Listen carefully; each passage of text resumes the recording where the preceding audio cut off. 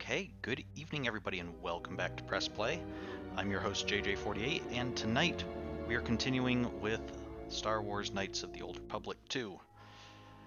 Let's see, you may recall last time we had gone down to the surface of the planet. We ran into some of the groups down there, raided a military installation for a shuttle, and took that to the polar region because that's where our ship is. And there we encountered Atris, a Jedi who apparently we recognized, or our character recognized, as one of the ones who had been on the council that resulted in us being in exile.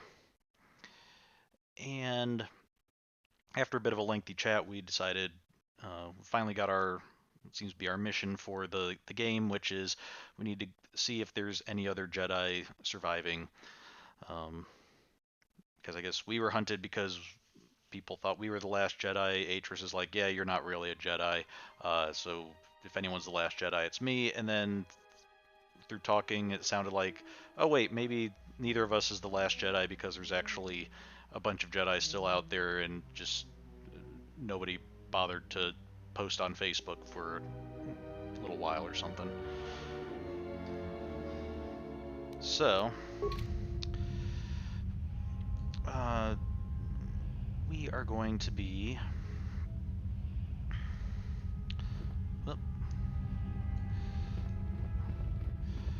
We need to go find our comrades.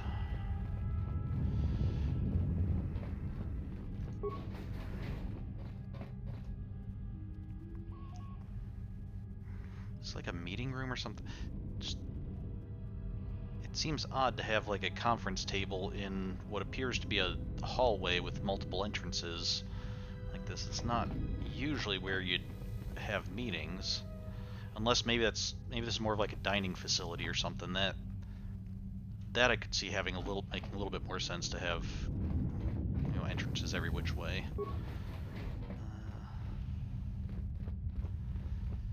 This appears to be... There's a bunch of doors around the room. This is an area that's marked out for something. Some kind of training or sparring or something going on in here. You are the exile, the one Atris warned us about. Yeah. Actually, I was just wondering what this room is, if you don't mind. Okay. And what did Atris say? Well, don't believe everything she says. Atris is the one you should be worried about. Or she was right. You're lucky I don't kill you all. Okay, so we still have... I'm finding it interesting the way that this is revealing our backstory to us. In the last game, in Knights of the Old Republic, where we were learning about what happened before and resulting in the big reveal that we're Revan the whole time, we had choices on how we could respond to that and what we could do. Are we going to embrace the past, or are we going to say, no, I've changed my mind, I'm going to be a good person now? But the past was set. Revan actually did turn to the dark side. Revan, did make these mistakes and attack the... I don't know that necessarily going off to war was necessarily a mistake, but he did choose to go off to war in defiance of the council, and then turned to the dark side and brought war to the Jedi as well. In this game, we have a bit more... there's still somewhat like, we're deciding how we're reacting to our past, but we're kind of deciding like even what happened in the past.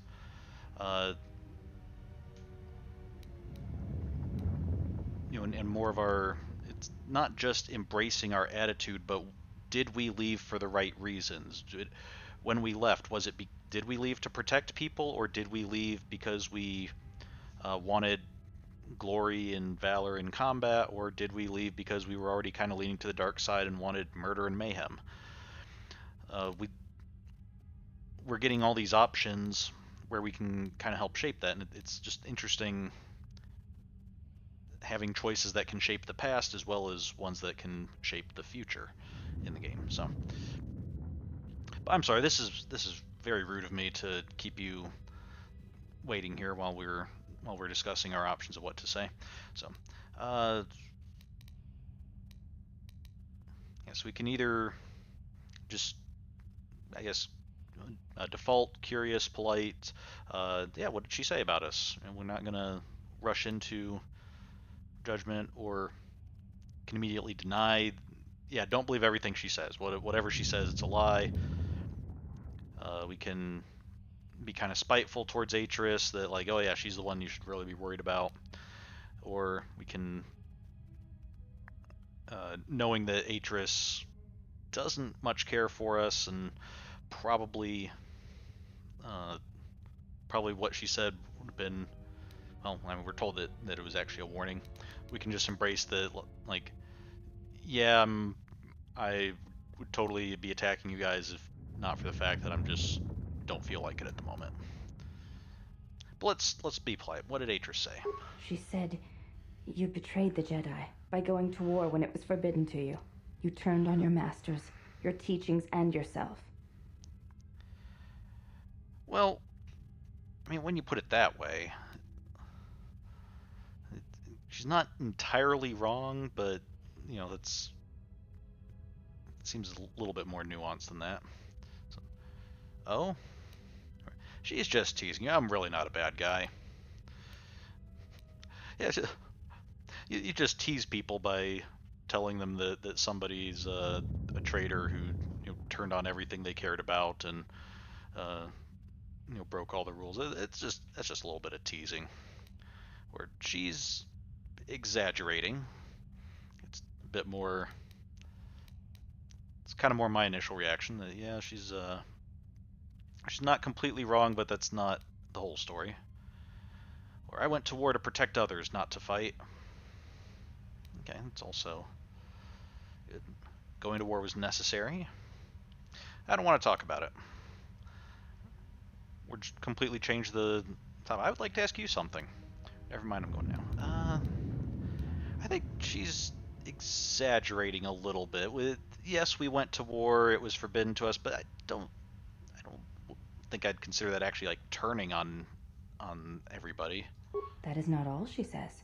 She says you know nothing of loyalty to any cause except your own animal instincts, and she told us why you fell to the dark side. Okay, and why was that? What? The dark side? I do not walk the path of the dark side. Yeah, that's... Okay, I mean, the rest of it does seem like, okay, she's kind of stretching the truth a little bit. But then to say we fell to the dark side, we are not dark side. Look at our character sheet. We're about as light as we can be. Not quite all the way light yet, but that's, I mean, it's still early in the game. So, and why was that? What? Dark side? Yeah, what's this about the dark side? What's she told you about that? Atris says that you fell to the dark side in the Mandalorian Wars when you gave in to your lust for battle.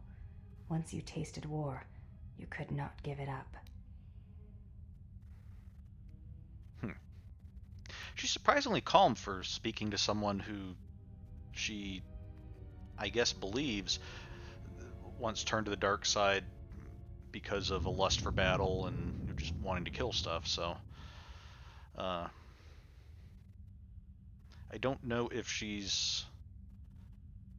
Does that mean that she's like so sheltered she doesn't realize that this is probably something that should make her feel at least a little wary and on guard, or is she so confident in her own ability to defend herself that she doesn't think we're a threat? Not sure. Okay. Once you tasted war, you cannot give it up. So why didn't I keep fighting in the Jedi Civil War?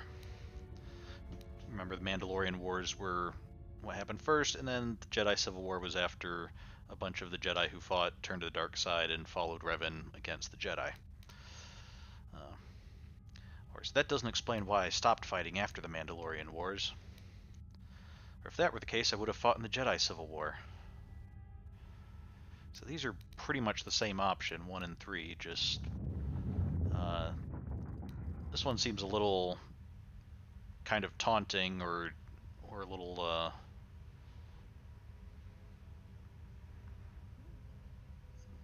it seems to be kind of coming back with a counter swing rather than just like let's just stick to the facts that yeah it wasn't about lust for battle or else it would have kept on fighting.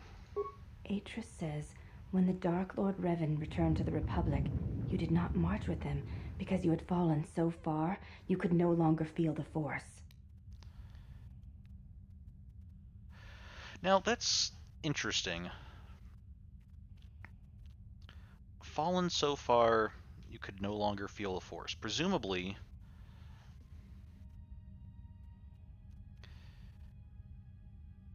it seems that there's two things that she could have been referring to. Because she said kind of the lust for battle and relating that to animal instincts. So just very, I guess, base primal nature. Or the dark side, she's also mentioned. When I hear of a Jedi falling, my immediate thought is the dark side, but that would be very odd in this context because Revan fell to the dark side, and there's no question that he could still feel the Force. It's one of the reasons that he was so powerful, and they needed to send a Jedi strike team after him. So unless Atris is saying, "Oh yeah, we fell far worse than Revan," that doesn't seem to be the case. So I have to think then that she's talking about falling to primal animalistic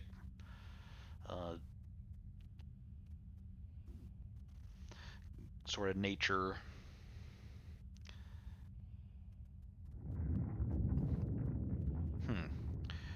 And that somehow like we had fallen into that so much that so far that we couldn't feel the Force, which would make that distinct from the dark side.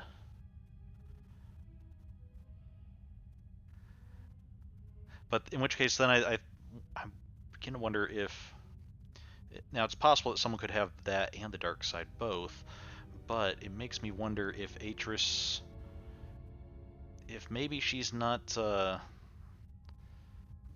trying to overprove her case and trying to throw too many accusations, and they're starting to kind of contradict each other a little bit. Keep in mind, as far as these handmaidens are concerned, I don't think Atris is necessarily trying to prove her case to them. She's just telling them what she thinks happened or what her view of it was. But we did have in that conversation last time, there seemed to be a hint that there was I don't know if it was romance or friendship or what, but there was some connection between us and Atris in the past, and so that could potentially make her want to like she wants some explanation as to why we fell like that and lost the Force and then turned away from the Jedi or were exiled and everything. So she's trying to find something to blame, I think, but she seems to be going. I think her story's starting to unravel, I guess, is what I'm really getting at here. So, anything else? Or that is untrue, but Atris is entitled to her opinion. Well, that's not really an opinion, that's a belief. An opinion is kind of a subjective thing that's just personal to the person and not not really true or false. It's just how someone feels about something. This is actually a belief. This is a statement that is either true or false.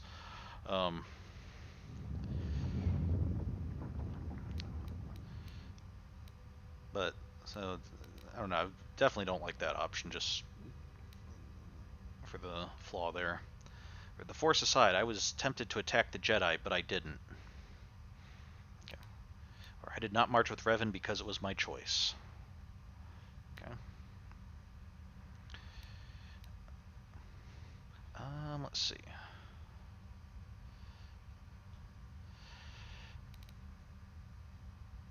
I don't think I was ever tempted to attack the Jedi. I mean, sometimes some of them can be kind of irritating, but that's not a reason to attack them. So yeah, I just totally didn't choose to march with Revan. So it was a matter of choice then. If Atris has erred in her evaluation of your motivations, it might be best to inform her. Okay. Did Atris say anything else? I'd rather jab myself with a Bothan stunner. What else did she accuse me of?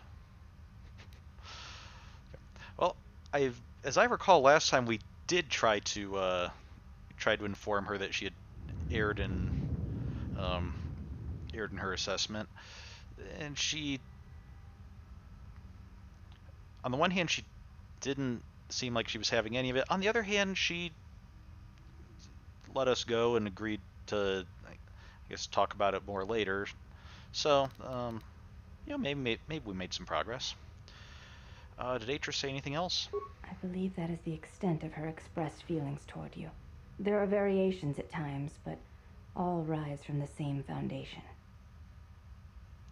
Also, when has Atris told these handmaidens this? Is this like we landed here, or maybe she sensed that we were approaching and she just like gather the handmaidens? Okay, guys, got to tell you a little bit about this guy who's coming to visit, and just give him a quick briefing, or like did she know that we were coming, or was this just like throughout the years this was just part of their training? Is like, okay, I'm gonna teach you some stuff, including all about this, how I feel about this scumbag former Jedi who turned on us. Um, I don't know if that's the case. I think Atris has some bigger issues than we thought. Let's see. Expressed feelings. Ask some. Yeah. What about expressed feelings? Yes, it is difficult sometimes for others to truly speak their heart or listen to it. The words often prove difficult, or they do not come at all. What do you think Atris's heart says? Or so Atris does not know her own heart? Are you saying Atris could be wrong about me? Okay, where are the other options? Without having seen you and Atris fight, I cannot say. Battle is a pure form of expression. It is heart and discipline, reduced to movement and motion. Hmm.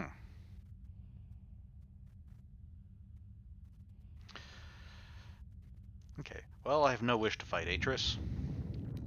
Or, if I fought Atris, then that might make the truth come out. So, if I crushed Atris's skull into the floor, that might get to the heart of the matter. Don't think that's exactly what she meant. Also, since we're just kind of regaining our force, that's probably not how it would even turn out. But it is interesting. Battle is a pure form of expression. It is heart and discipline reduced to movement and motion.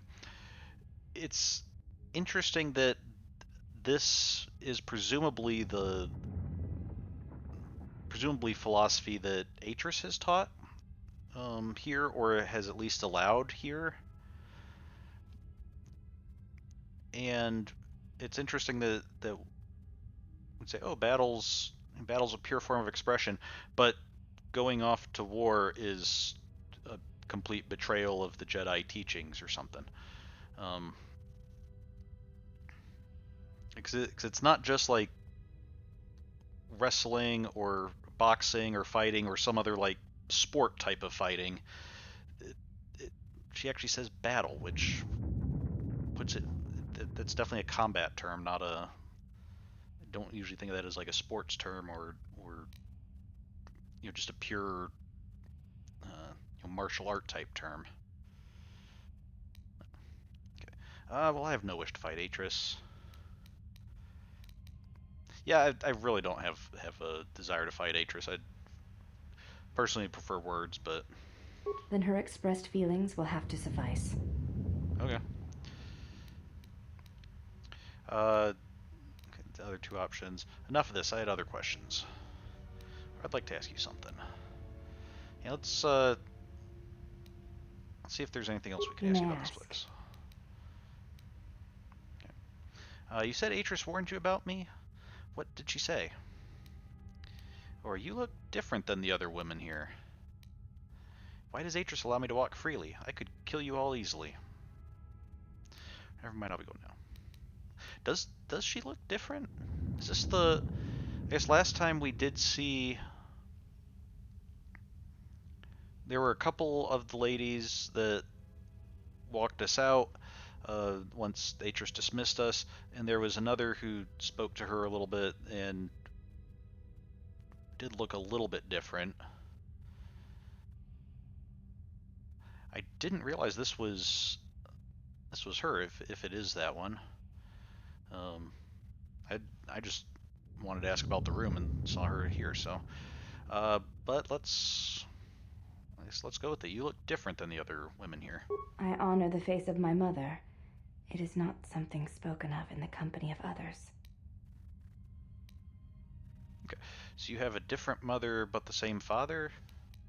Or I apologize, I meant no offense.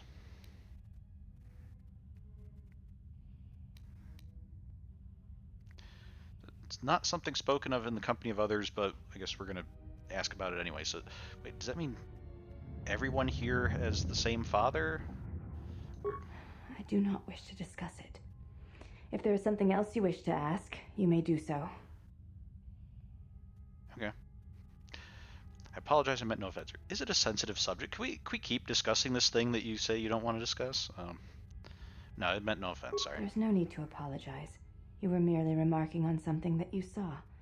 There is no wrong in that. Okay. I feel like kind of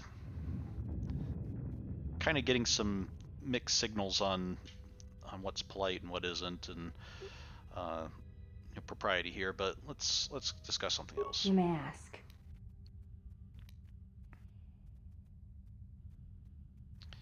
Well, I guess that's really all there is. So never mind, I'll be going now.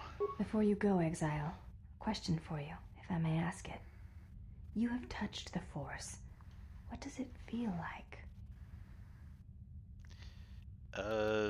That's a difficult thing to describe.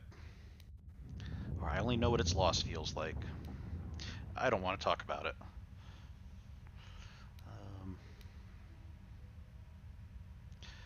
Yeah, I guess that would be kind of hard.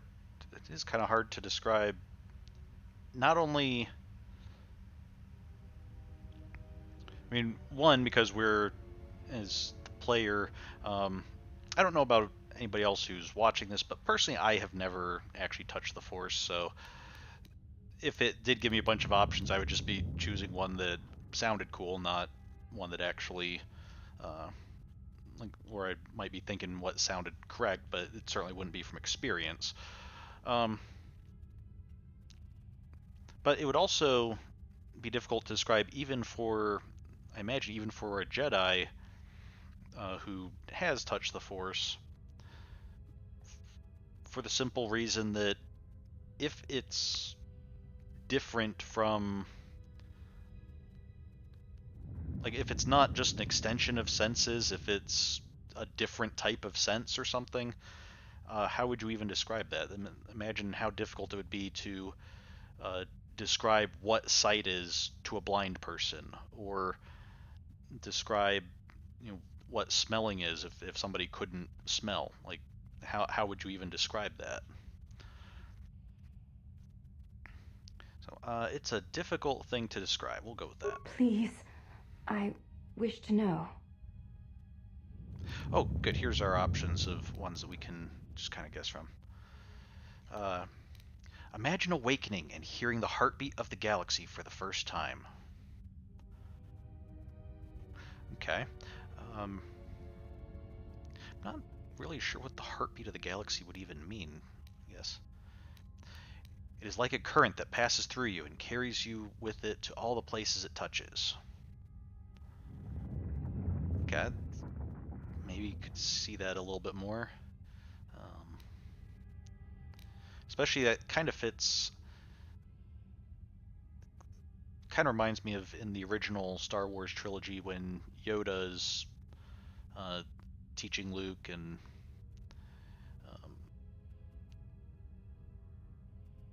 talks about the Force, connecting us and binding us and making things grow. I guess it does sound kind of waterish, which okay, that could be. The warmth of the sun without the glare. You can feel its light and its heat, but there is no harshness to it. Okay, so I guess going from a waterish metaphor to a light metaphor. So this is a sound or maybe life metaphor. Water, light. It is so many things, yet you know when you feel it without question. Okay, I'm just going to dodge the question answer. I only know what its loss feels like. Or you'll know when you die, so unless you seek death, leave me be. Maybe I'll speak of it some other time, not now. I kind of like the water metaphor.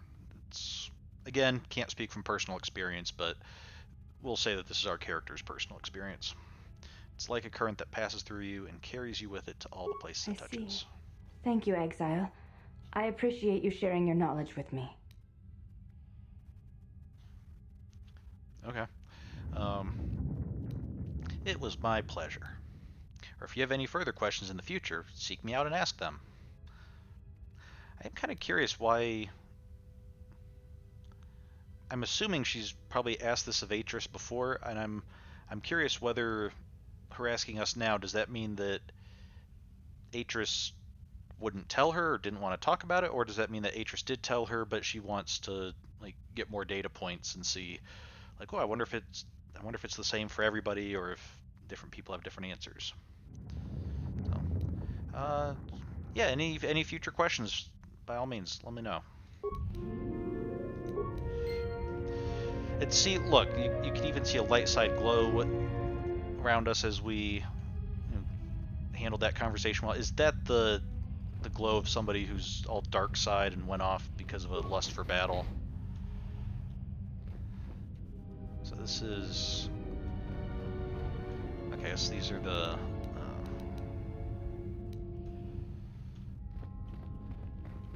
these dormitories, yes. It's interesting that they have their beds on the ground, like a mattress on the ground, which is not unheard of, but it does seem odd that they have that and yet have these raised chairs. Like in Japan, I know traditionally, traditional Japanese bedrooms are on the ground, but then you also have low tables that people sit at on the ground if they're going the traditional style. So okay, seems like some of them get tables and some of them don't, but they all have their computer and a bed. Okay, now, sorry, forgive me if I stare a little bit. I want to see. Okay. Is there a way I can get a better, closer look at her face?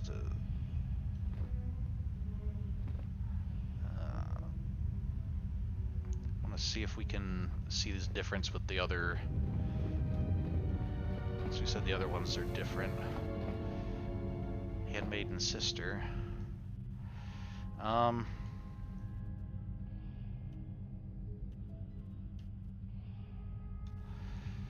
Let's see. There we go. I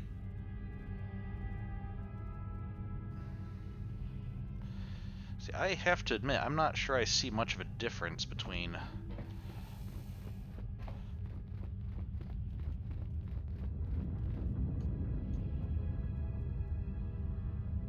them.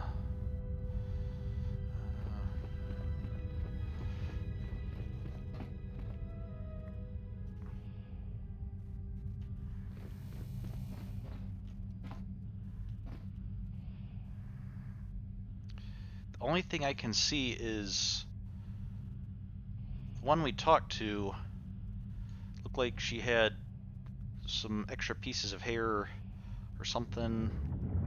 I don't know if it was hair or if it was jewelry or something on the sides under her hood. And these ones don't. Let's see if I can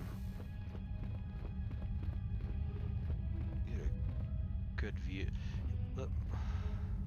Yeah, you can see little hair bits there. That's the main thing I notice. So, oh yeah, we need to loot the rooms. So let's go ahead and do that. Some components and credits.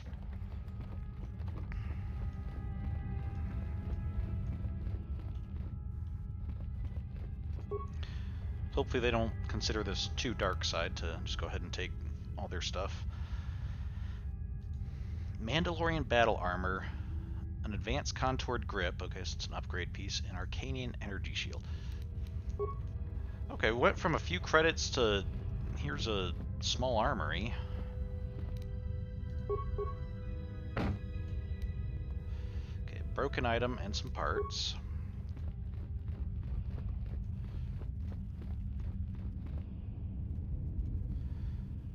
Yeah, this one doesn't even keep much in her room.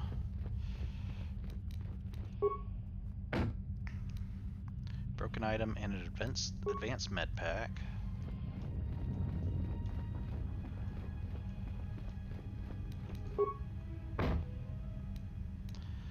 And a Mandalorian melee shield. Okay. I've got a few shields out of that. That's not bad. So now I wonder, can we talk to the normal Handmaiden sisters? So she was Handmaiden? And these are Handmaiden sisters. Why have you approached me? Okay, well you seem to have a different voice than her, I guess. So there's that, but I'm searching for my friends. Or the Ebonhawk, where is it? I had some questions for you. I'm looking for a fight. Never mind, I'll be going now. I'm searching for my friends. Yeah, that's right. We did actually have a purpose for running around here, didn't we? You will find them in the main irrigation channel room, in the northern part of the plateau interior. The particle emitters there that once governed the flow of water to Telos can double as force cages. So they're prisoners. Or then shut them off and free them. Or I plan to set them free. Yeah, okay, let's go with I plan to set them free. Is that going to be a problem? You shall not be challenged. As I have said, you will find them in the irrigation room, in the northern part of the complex. You did say that. I don't know that that actually addresses my concern. Why did you imprison them? We meant no harm. Or you better not have harmed them, or else. Yeah, why did you imprison them? They were caged for their safety, until we could determine your intent, exile. Atris cautioned us against your tactics, fearing that your allies would create a distraction. Your companions gave us little trouble, however. The male could have presented some challenge if he had resisted, but he chose not to. Who, Atton? Or what about me? Or no offense to Atton, but I think you're mistaken. Yeah, I'm not sure Atton would really be one to... He's probably the one more likely to try to cause trouble, but he's probably the most minor threat on our team. Or maybe, unless she's referring to Bayodur, but he was knocked out, so I'm assuming that they probably had carried him in or something, not just escorted him. Or maybe he's still up on the the plateau, and we need to go drag him in out of the cold. Um, yeah, no offense to Atton, but I think you're mistaken. You are the one who is mistaken. It requires you know what to look for. He has had some Echani training. He masks it well, but when you are in danger, his mask dropped into a stance we know well. Well, we do know that from the cutscene where Atton and Kreia were talking, we do know that Atton has some secret that he's hiding, that he thinks if we found out about it, it would mean like we'd no longer trust him, or maybe even attack him or something. Could it have something to do with Echani training? Where would he have gotten this training? I do not know. The Echani forms are known to be taught to military special forces throughout the galaxy. If the source is a mystery to you, perhaps you should ask him. It would be wise to know those you travel with. Okay. Honestly, up until now, it hasn't really been a matter of like, oh yes, we're traveling together. It's been a matter of, hey, we're all in a similar situation and we're trying to find a way out. This is actually the first point where we have a, like, hey, now we actually have a mission to move towards rather than just danger to run away from. So, another comment like that and you're asking for a fight. Or I had some other questions for you. Where's the Ebon Hawk? Where is it?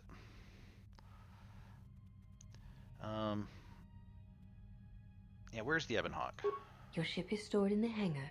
Atris has given you permission to leave this place, and permission to return if you remain in her service.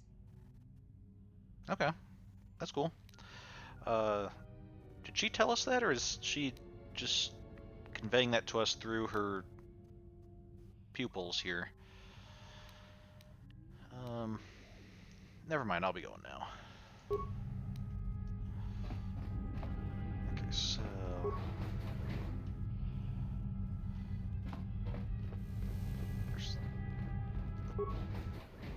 Oh, here we go. Did you find what you came for? Okay, we could go with a wise answer. Ooh, that depends. What was I supposed to find here? Where a woman from my past made this place her home. I did not expect to see her again. I think so, but we have to go now. Or perhaps I've been given a chance to help the Jedi. Or yes, our ship will be returned to us. Let's go with our wisdom answer first. What was, according to you, Kreia, what was I supposed to find here? Or what do you think I was supposed to find here? There was something from your past here, something unresolved. I feel we did not come to this place by chance. You were led here. This woman who resides here, she did something to you once, something that hangs upon you still. The woman here is a Jedi, Atris, one of the Council. Or she was one of the Council who cast me out of the Order, and wanted to punish me even further. I don't trust her. I may have to kill her. Well, I wouldn't exactly call her charming. Or stay out of my head, or I'll remove yours. It's none of your business. Yeah, yeah, anything unresolved, it's not exactly a matter of charm, I guess. Whatever her charm, or lack thereof, you must deal with it. Unresolved events from our past can create wounds in the present and the future. And more importantly, they can distract you, weaken you. It could prove fatal against the enemies we face. Well, I mean, that is the nice thing about having a rather turn-based game like this, where we can pause at any moment, is if we get distracted, we can just kind of pause and deal with the distractions then. But I guess maybe that's not what Kreia is talking about. So the woman here is a Jedi, Atris, one of the Council. Or are you done? I feel like during her cutscene she mentioned the name Atris, so I think she already knows who's here, but let's go ahead and confirm it for her.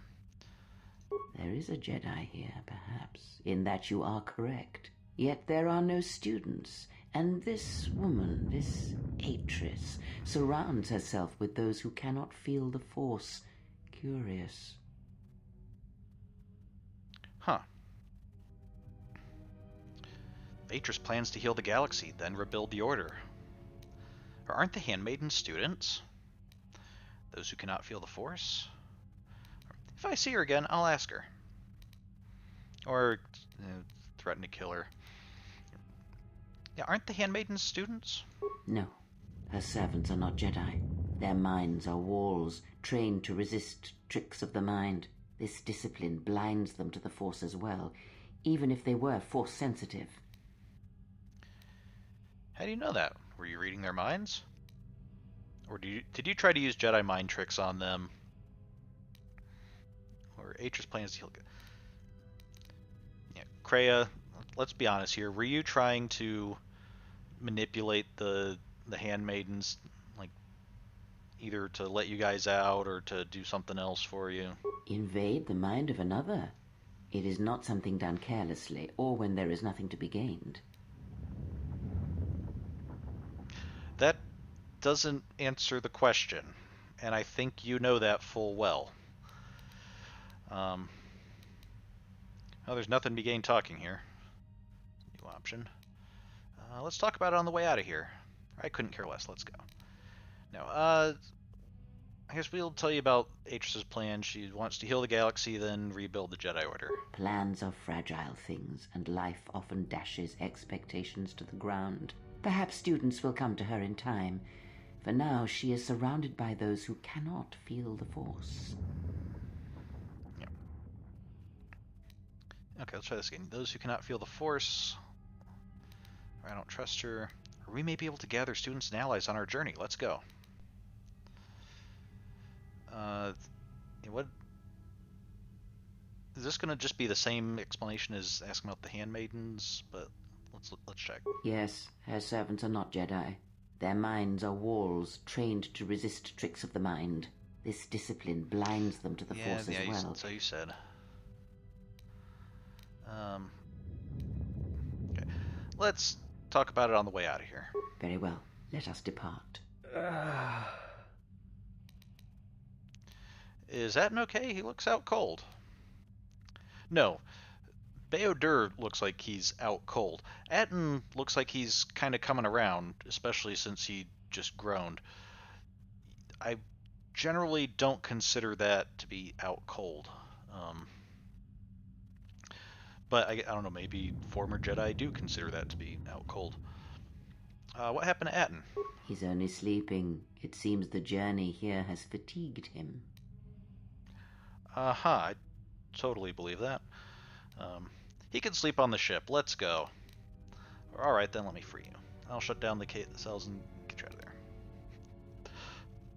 I like how there's so many of these dialogue options that are just like, yeah, time's wasting, let's go. When all three of our companions are in cells, it is entirely up to us when we actually shut down the cells. Presumably, unless Kreia can do something with the Force, like it doesn't really make sense for us to be hurrying them along when we're the one in charge of the timing. But we'll do so anyway. He can sleep on the ship. Let's go. I'm sorry, General. I must have lost consciousness in the crash. Okay. I guess we shut down the cages. Okay. Oh, there's nothing to apologize for. Are you sure you're okay? I have no use for a soldier who falls at the first sign of combat. Be on your guard in the future. Or we could have used you earlier when we were ambushed. Do not fail me again. Well, as I recall, I was going to say we crash-landed a ship, but actually our shuttle, the reason it crashed is because one of the HK units fired a rocket at us, and then we made a crash landing. And so between getting hit by a rocket and the ship crashing into a plateau, I don't think there's really anything to blame him for. I mean, either of these would just be like, man, how dare you get attacked by something. So yeah, there's nothing to apologize for. Are you okay? I'm fine, General. Even power has been restored to my arm. What is this place? Where are we? No. It's a Jedi Academy with no Jedi, apparently. Well, Atris being a Jedi, but no Jedi students. Concealed on the northern pole of Telos. Or not now, no telling who might be listening. What, are we worried that the Handmaidens are going to learn that what this place is that they are, or do we think there's someone besides Atris and the Handmaidens here? Or just get to the ship. We can talk later. It's Jedi Academy. Just sans the Jedi. This must be where I had detected the energy readings before, and the drain to the restoration shields. This room, this place, it looks part of a huge polar irrigation system, possibly planet-wide, like the one on Coruscant. I had been told by the Republic that it was not in use. Okay. So I think the now that's interesting. Talk about a polar irrigation system, planet-wide polar irrigation system like on Coruscant. Coruscant is in, I think it's true in this one as well. It's certainly true in the by the time of the movies. It's kind of the center of the galactic government, and it's most known for basically at least the temperate regions are completely built up as a city. It's a planet-wide city. And so in order to get water, you do have the polar regions are either uninhabited or sparsely inhabited, and I guess they melt the water down there to water the entire planet. Not necessarily for growing stuff, but for the people who live there. This place, it seems like it would be odd to have a polar irrigation system. Like Coruscant has that because the entire rest of the planet is covered by city. There's not really any other way for them to get water, short of transporting it in from off planet. Here, as I recall, we encountered like lakes or oceans or something, while we were walking around earlier. Which, even if the water's contaminated, you would think that finding some way to purify it would be far more efficient than trying to pipe it in, all the way from the poles to wherever we were. So, that's enough of that tangent. So, let's see. This will be your new home if your wounds could slow me down, understand? Or are you well enough to travel? Or keep silent, no telling who's listening, or get to the ship. Yeah, are you okay to travel? You still seem like you're not 100%. I am, General. If you wish, I may travel with you, or join you at the ship. Okay. Come with me then, I could use your help. Or just go to the ship, I will deal with your failure later. Or meet me at the ship and prep it for launch, we're leaving as soon as we can. I think we'll take Atton and Beodur with us. So yeah, come with me. Very well, General. Choose 2 members of your party. The others will join you at the Ebonhawk hangar. Oh. Okay. I guess, Kreia, you're gonna go prep the ship for launch.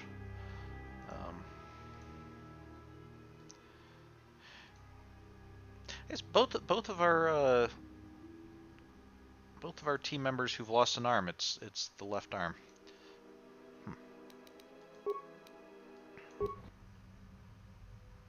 Mistress, you summoned me. I have a task for you. The exile is dangerous.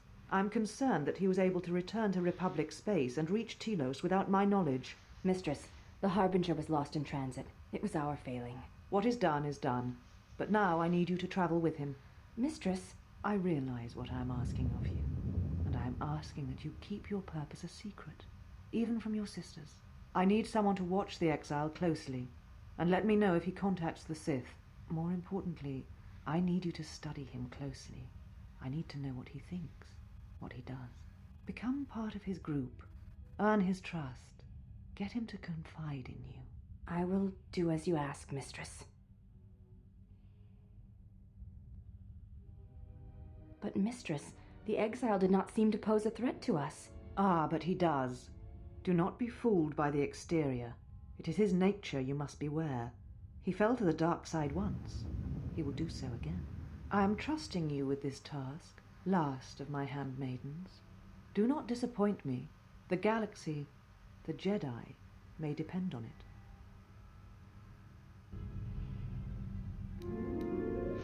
Okay, so again, before you're talking about like violent animal behavior or nature, and falling to that. Now you're saying I fell to the dark side and we'll do. Atris, you really have no idea what you're talking about, do you? Okay, we got some chemicals.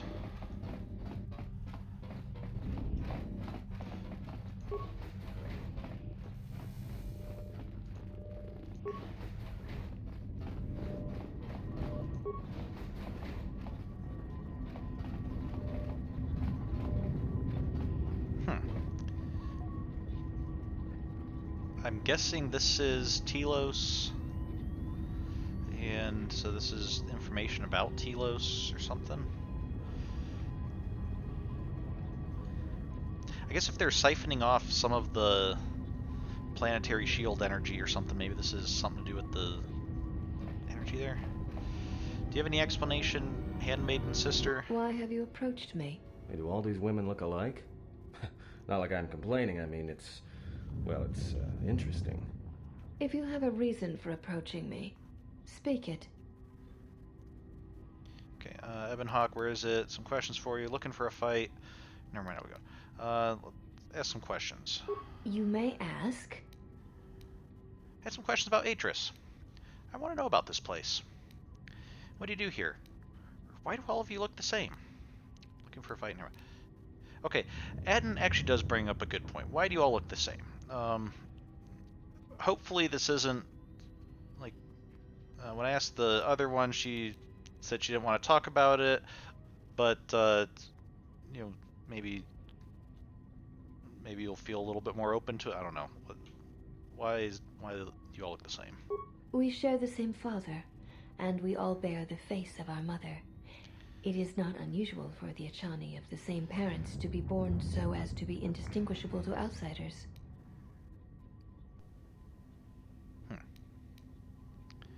But the one handmaiden who challenged us when we arrived, she looks different. I had some other questions for you. Yeah, or so we claim. I honestly, I'm still not seeing much of a difference. Maybe if they were actually side by side, I could spot the differences, but to me it still looks pretty similar. Yeah, but you tell us about her.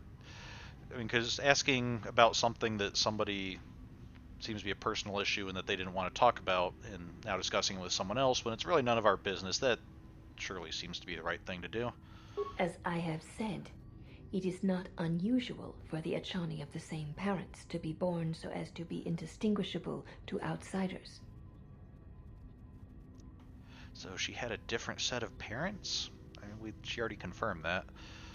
Well, that's not much of an answer. I had some other questions for you. Yeah, let's go back to our other questions. We already got confirmation she had a different mother. You may ask. These generic handmaiden sisters sure seem a lot shorter with us than the other one. Um, so let's ask about Atris. The mistress? What of her? Where's Atris? I want to speak to her again. Or what can you tell me about her? I had other questions for you. I want to fight her, but I'll settle for you. Definitely a bit of a fighting theme going on here with a lot of these questions.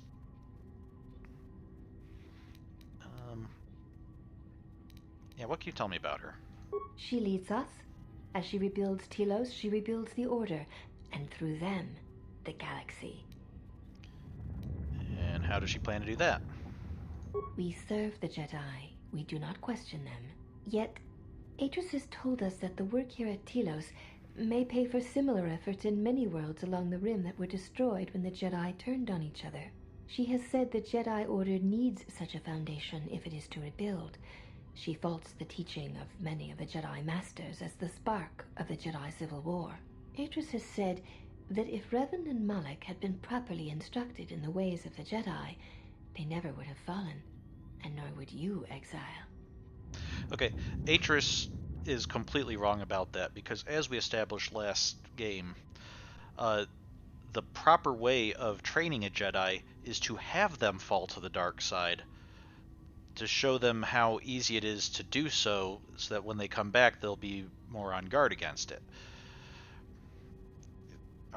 Is Atris honestly saying she's never fallen to the dark side and therefore has never actually completed her Jedi training? Shame on her. And what does Atris consider proper training? Or high talk for Atris, considering she never had a Padawan. Ooh. Burn, I guess. I chose to go to war not because I was trained. I chose to go to war not because I was trained to do so. I did not fall. She knows nothing. That's my question.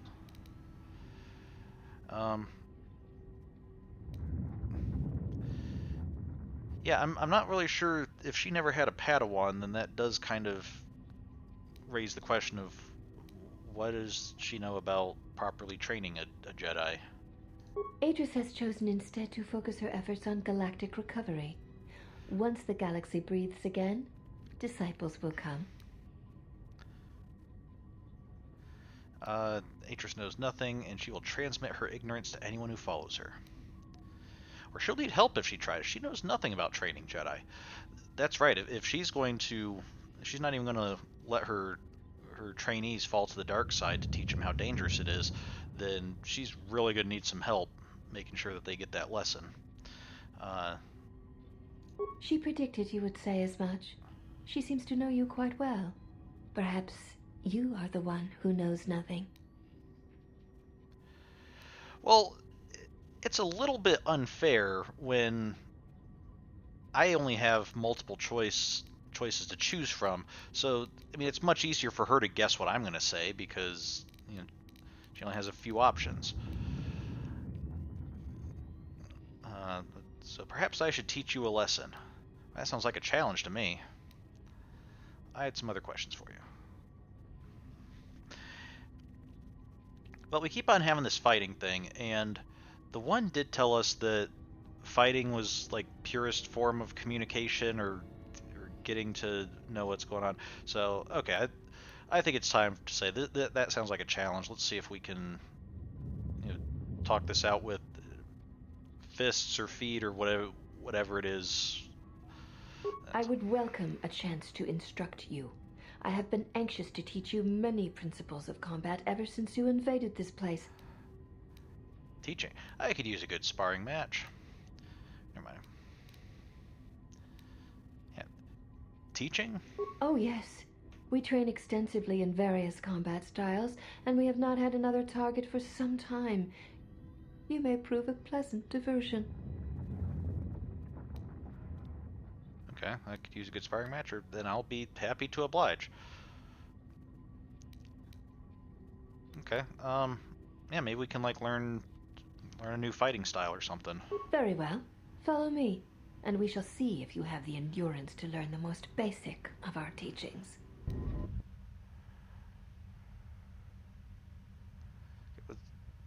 Before we begin, are you familiar with Echani traditions? No, what are they? Or does it have anything to do with why you wanted me to disrobe? Or I'm guessing they involve me standing here freezing in my jumpsuit. Or yes, if you're ready to fight, so am I. Let's do this. Yeah, is there a reason I had to take off my outer garments? All duels between us shall be without armor of any kind.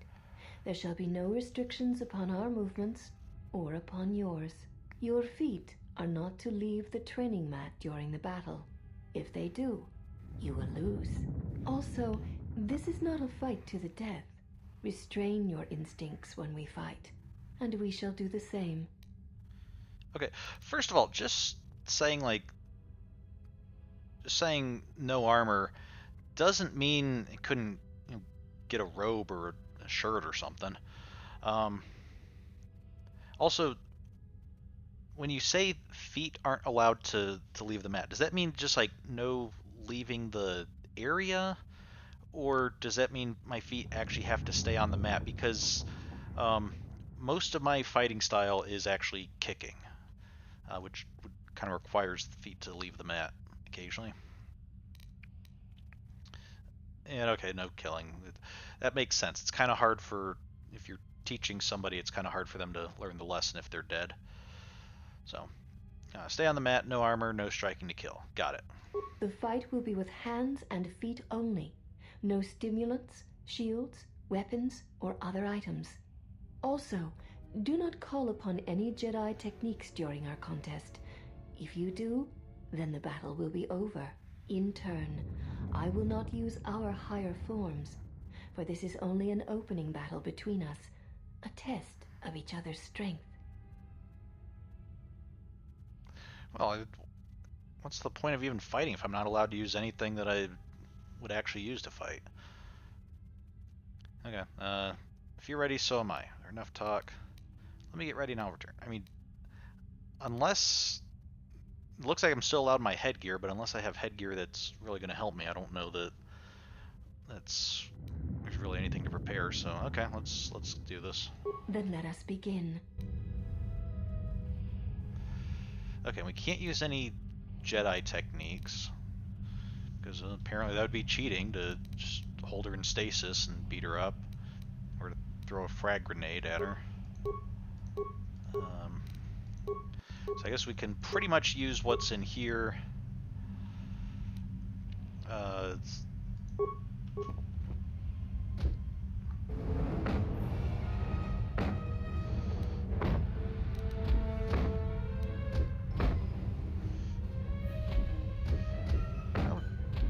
Doing pretty decent. Wow, we're actually using our hands. That's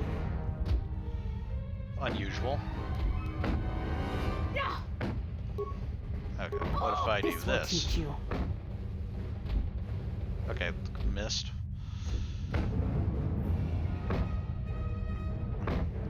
You have succeeded. If you wish, you may challenge us again, and we will progress to more advanced movements.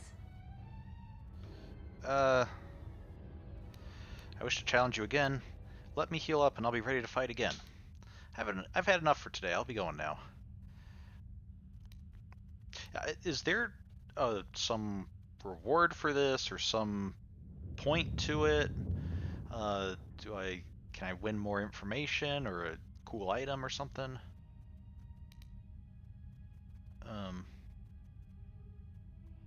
Either way, if just kind of barely beat her at that level, I think we're going to need to heal, train up a bit before we try more advanced forms. So I've had enough for today. I'll be going now. Okay.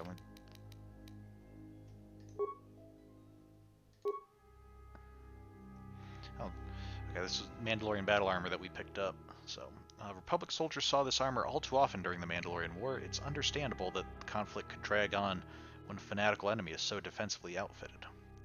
That's heavy armor. We had the Jal Shay Neophyte armor. Okay. Okay, that was the only piece of equipment that we actually weren't using, so...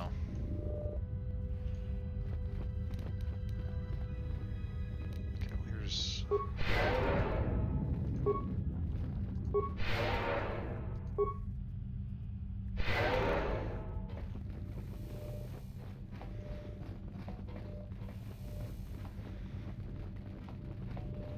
Okay, so maybe at some point we'll be high enough, you know...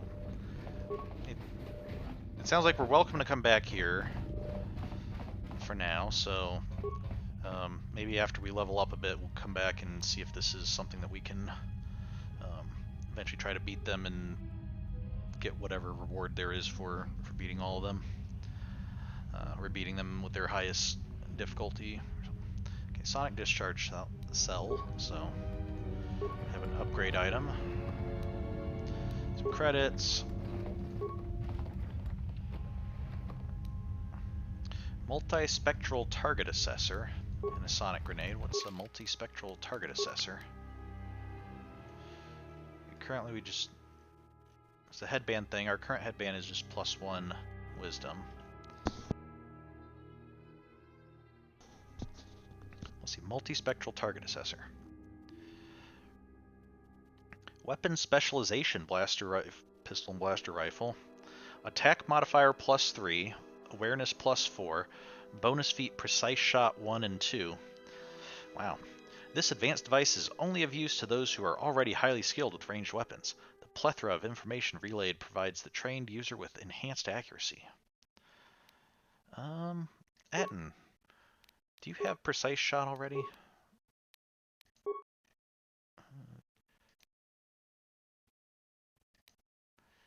Okay, so you only have weapon focus, so weapon specialization would be useful.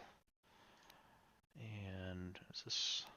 That's sneak attack, that's not precise attack. Sniper shot. Not even sure what precise attack is, but looks like something that Atton could use. Oh yeah, better. Way better than a stealth thing. Oh. Oh, it requires weapon specialization. Okay, I thought it would grant weapon specialization. Okay. Well, we'll definitely hold on to that, and maybe when Atton levels up next, we'll see what's required if it's possible for him to get weapon specialization. Let's just back out to that area. Let's... Hey, it's T3!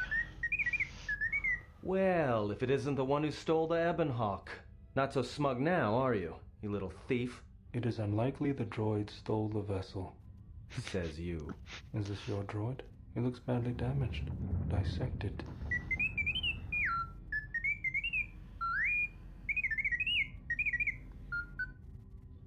T3, are you alright? Or what did they do to you? So you've been sitting here relaxing while we've been running all over Telos.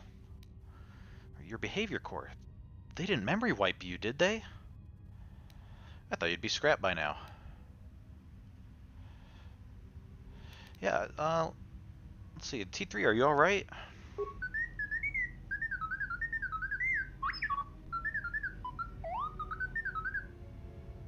It wasn't your fault they took the ship, T3. Or look, I'm just glad I found you. Then fight next time someone tries to take the ship. Or don't waste my time with excuses. No, T3, I'm just glad we found you. And look, we even got the ship back, so there's no... you know, I don't think it was your fault, but we're not looking to put blame on you anyway, so just glad you're okay.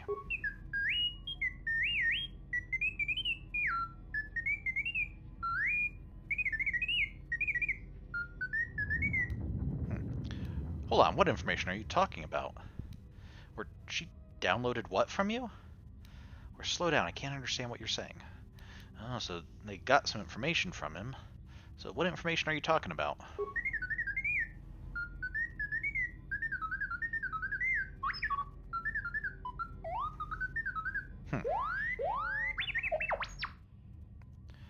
Why would she want what's in your memory core? Your entire memory? That must have taken some time. Or which console did it get downloaded to? Yeah, I'm just kind of surprised, you know, given how much a droid's memory must be, that must have taken quite a while.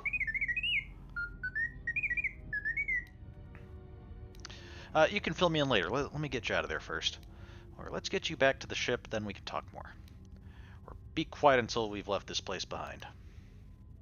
Yeah, let's get you out of here first. That's top priority.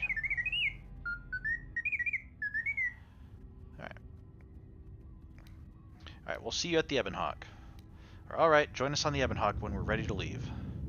Or get out of here and secure the ship. Yeah, we'll see you at the Ebonhawk. We've already got a party now, but...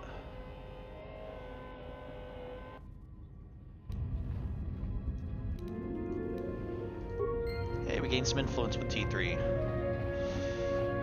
Okay, we have a workbench.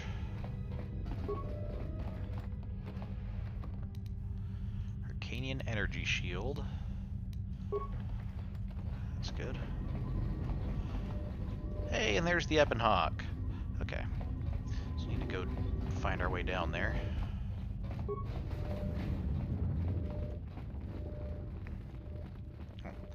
Okay, finding our way down there wasn't too difficult, I guess.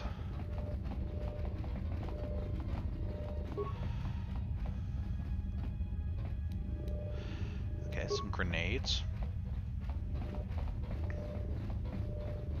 So, Beodur, does your remote have to hover like right in my ear? So this is the loading ramp to the Ebonhawk. Once aboard, you'll be leaving the Telos Polar Academy for good. Well, I mean, we were told we could come back here, right? Okay, well, I guess we'll enter the Ebonhawk. It's a little bit ominous, but...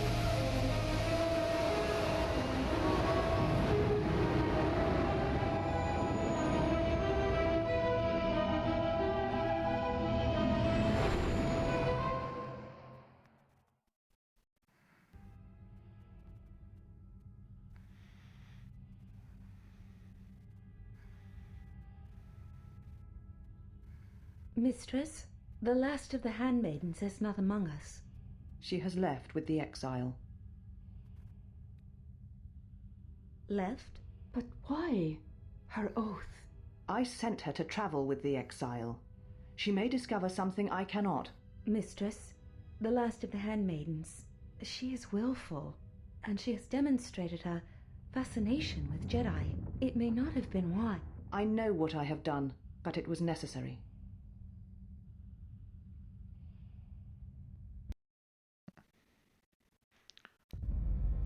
Well, now that we're off that Dejaric board of a planet, I say we burn sky until we see lines.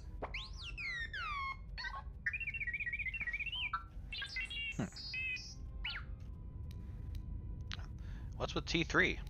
That droid sure is making a lot of noise. We were just holding a conversation with him, and now we apparently don't understand him at all? That seems a little...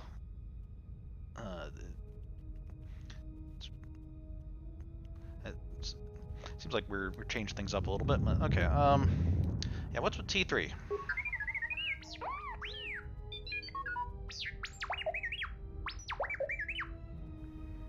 What are you talking about? Or slow down, I didn't catch the first part. Or you did what while you were connected?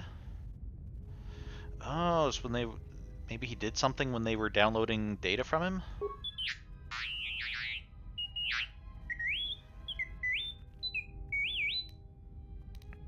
You downloaded Atris's archives? The link worked both ways? Wow, yeah, who would have thought a data cable that you could pass information in two directions on? Maybe I'll keep you around after all. So, okay, you downloaded the archives?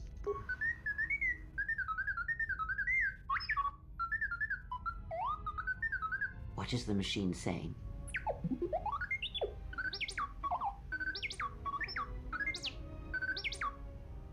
Ah, okay, yeah. He said there was a holo record of my trial in Atris's records. There's a holo record of the day I was exiled. If you have the holo, T3, play it. Might as well show it. It's just history now. Let's explain to people what's going on. Yeah, there's a holo record of my trial. We seem to have found it. All right, here we go.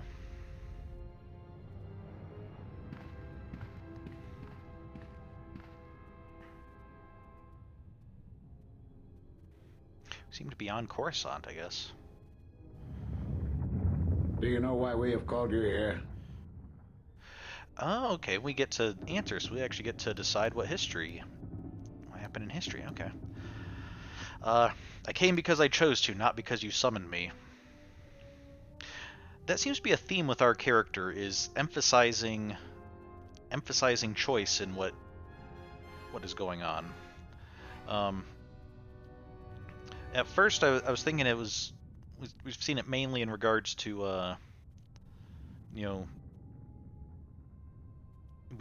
chose to fight. It wasn't like just our nature or something, or we chose to go because it wasn't falling to the dark side or anything like that. We were making a conscious choice to go to war. But now it's, I didn't come because I was forced to, because you summoned me. I chose to come here. So, choice is very important. You've called me here to answer for my crimes on Malachor 5. Or whatever your reasons, speak them or let me go.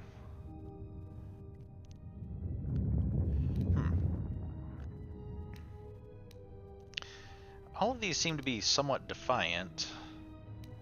I'm not really sure what crimes happened on Malachor 5. I thought our point of view was that there were no crimes, that it was... But, okay, let's go with the choice option. I did not... Say, I'm not here because I have to be here. I'm here because I want to be here. You guys telling me I have to be here is just total coincidence, I guess. As Revan summoned you, so have you come full circle to return to the Jedi. Why did you defy us? The Jedi are guardians of the peace, and have been for centuries. This call to war undermines all that we have worked for. Is Revan your master now? Or is it the horror you wrought at Malachor that has caused you to see the truth at last? Okay, can we go back to that one Jedi just having... That's not the kind of mustache I would expect on a Jedi.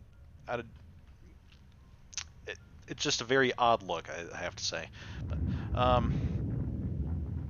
I realized that following Revan to war was violation of the Jedi Code, and I broke it, knowingly defying the wishes of the Council. Okay, yeah.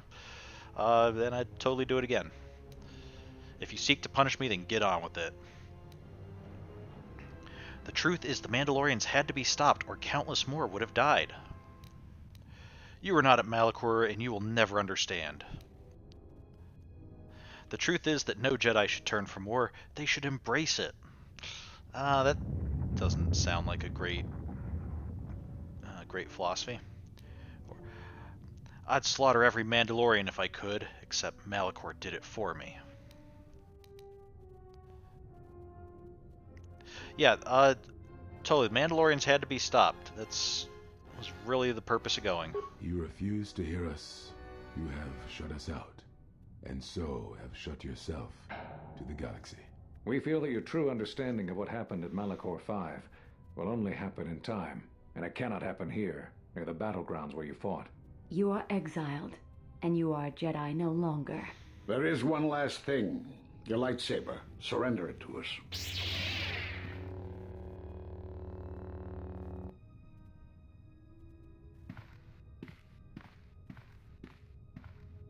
Is that the standard method of surrendering a lightsaber, or is that an act of defiance, or what? Much defiance in that one. You are correct, Kavar. When he was here, I felt it. It was as if he was not there, more like an echo. Revan's influence has grown amongst the youngest of the Order. He speaks to their passions, not their sense. The war has touched them. Many of them have found themselves in the war against the Mandalorians. It is as I feared, and I fear that we have played into the hands of the enemy. We have not lost a Jedi this day. You felt it. He has lost himself. He is no Jedi. He walked Revan's path, but he was not strong enough. I fear it is our teachings that may have led Revan to choose the path he did. We are not the ones who taught him. We take responsibility, Atris, not cast blame.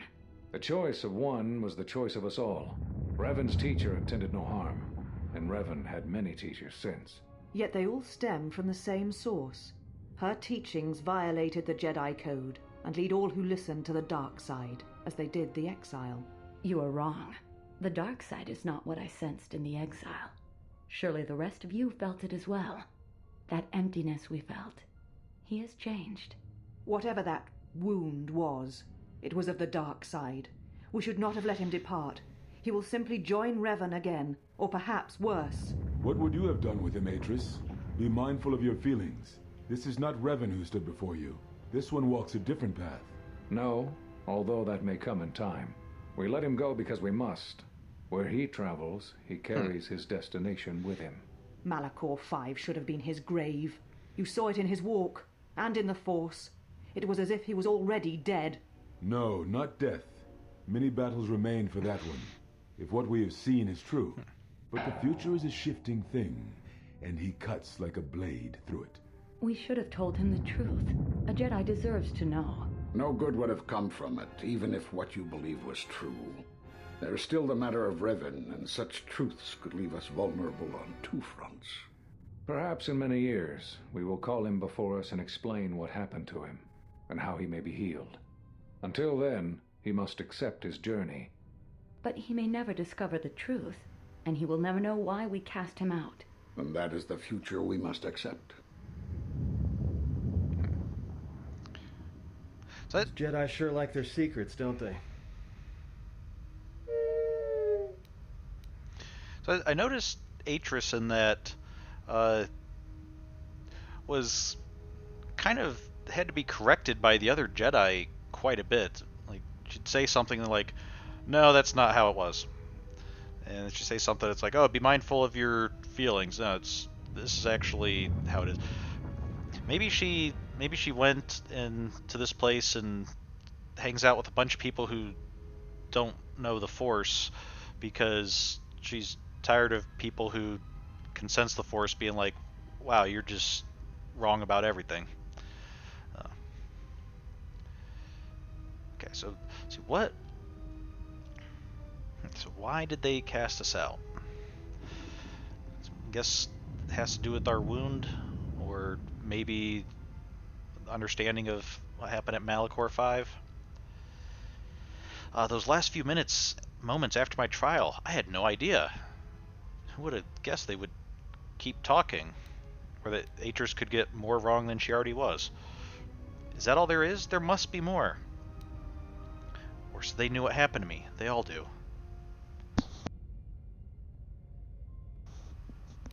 Yeah, I had no idea they were talking about me behind my back like that.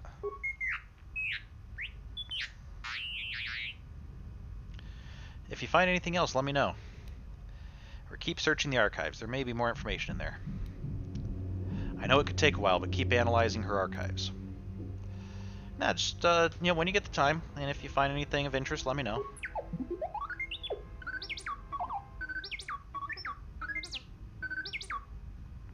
Yeah. Atris has a list of all the missing Jedi? Sure, display it. In a second, what else was in the archive? Or no, I'll examine it later. No, if we're out here looking for missing Jedi, if she has a list of the Jedi, man, that would make our job a lot easier. Master Varuk, Dantooine.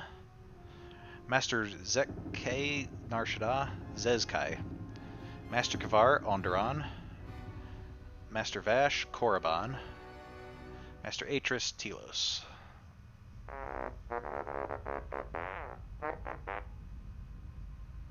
think Varuk, was one of the ones that we encountered last game when we were on Dantooine, wasn't he?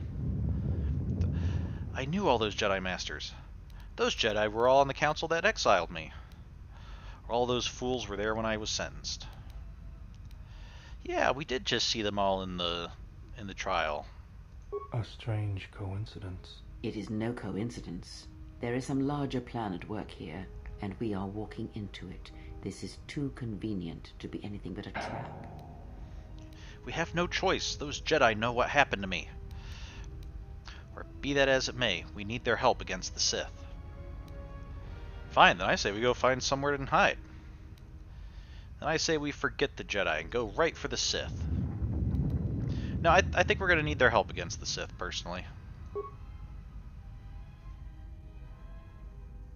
Oh. Those are Atris's records you have stolen. What the hell are you doing on our ship?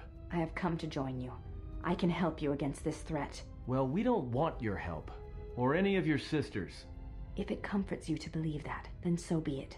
But the enemies you face are many, and you will need all the help you can get. It is just me, and I am doing this because Atris believes you will need help. Yeah. Do you think we need help? I don't care, you're going back. I'll take whatever help I can get. Yeah, hey, the more the merrier. If you think you can be of any help, then by all means. Indeed. But of course, what does one more matter to our journey? I have had enough of this. I will be in my chambers. Yeah, me too. I'll be in my chambers. But since I don't have any, I guess I'll just go to the cockpit like I always do. If she's coming with us, she gets the cargo hold. Might remind her how fun it is to get locked up. General? The cargo hold is enough. I assure you, there is little I need. I will attend to myself. Wait, see, how many of us are there? What, 5 humans and a droid? Well, not humans. There's Zabrak. But, the 5 biological folk and a droid. I thought the bunks, we had 6 bunks altogether, so I think even if we had a guy's side and girl's side, there'd still be room for everybody.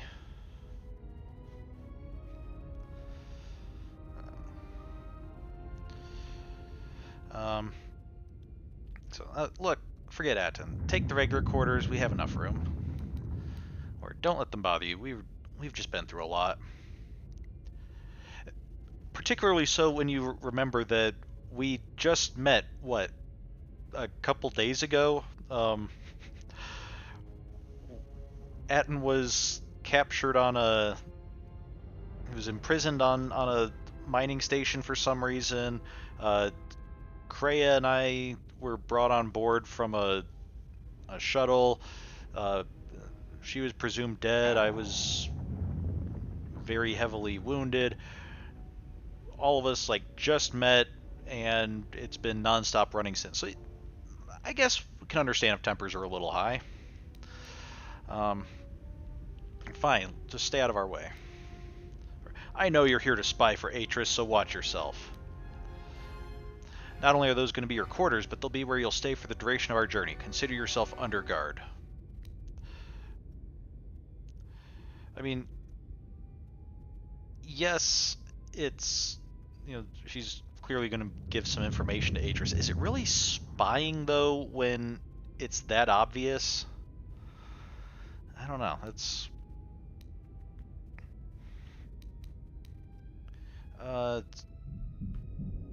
But seriously, yeah, if you'd prefer an actual bed, then, we have plenty of bunks here, I'm pretty sure. It is no matter. I am used to worse conditions, but thank you for your kindness.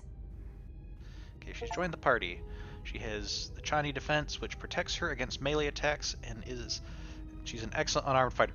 Okay, so now we're up to 3 unarmed fighters, although it's interesting that she's considered an unarmed fighter when she's always carrying this stick.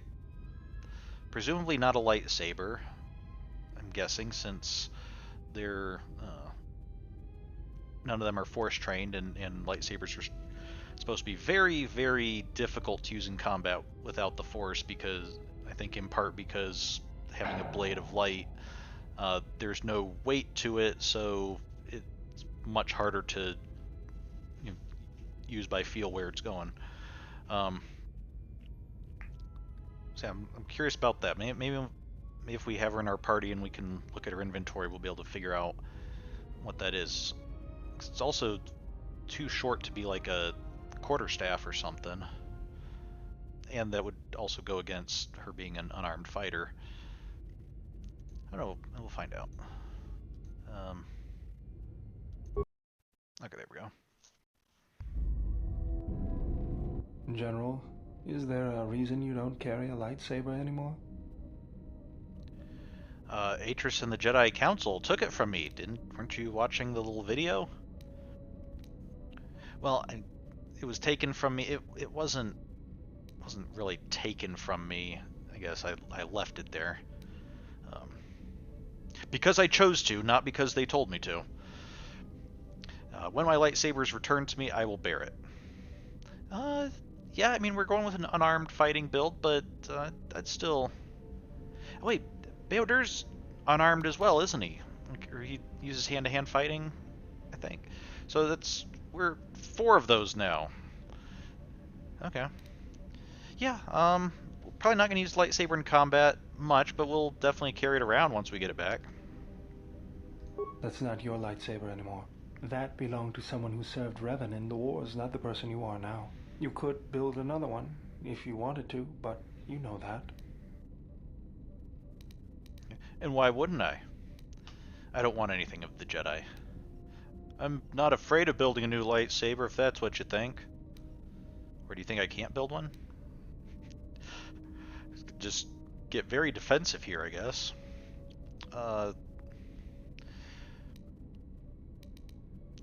But yeah, what are your thoughts? Why wouldn't I want to build one?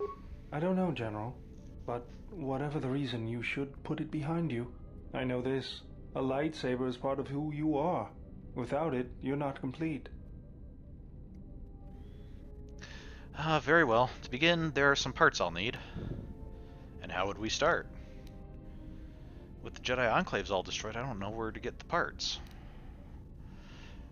Well, hey, yeah, Beodur's seems to be an engineer kind of guy. Might know where we can find these kinds of parts. Let's give him the parts we need. I think I can help you out tell there. him I happen to know the parts you need. Cool. But since when did you become an expert on lightsabers? Alright then, what do we need? Or where do we start looking then? Yeah, how are you a lightsaber expert? I spent a lot of time around Jedi during the war. None of them would let me take their lightsaber apart, but I did learn about their construction. We need a power cell, emitter matrix, lens and focusing crystal, though I have to admit the crystal is beyond my means. Never did understand them. Those parts are fairly common, though a Jedi once told me that it's best if your lightsaber reflects you, and if it is constructed of things that identify it as your own. Just bring the parts to me before you get started building it. I'll make sure they're usable. Okay, that's cool. For the last time, no.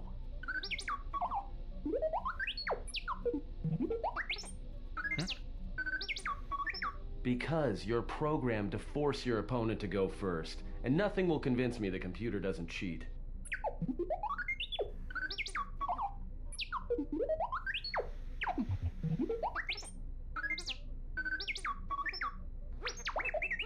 Even if I didn't have to go first and somehow I didn't suspect you of counting cards, I still wouldn't play with a trash compactor.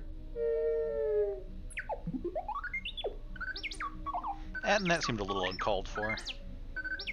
Yeah? How many credits? All I'm saying is that you've gone for a long time without a memory wipe. Most droids behave erratically under those circumstances. Just seeing all the... I know that, but I'm fixing everything else around here, so I may as well take a look at you too. Just seeing all the interactions between characters. What was that? That's what I'm talking about. That is not normal droid behavior. What's going on here? Or maybe he's just worried about your skills. Utility droids tend to have a habit towards developing personality quirks. Which, given your affinity for machines and even droids and stuff, I'm kind of surprised you don't already know that, or do you? Yeah, utility droids develop personality quirks.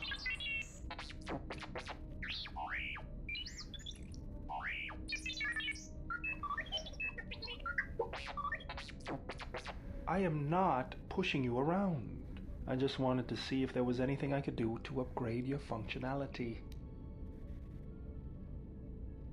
So, I guess this is one thing I'm kind of curious in the Star Wars universe.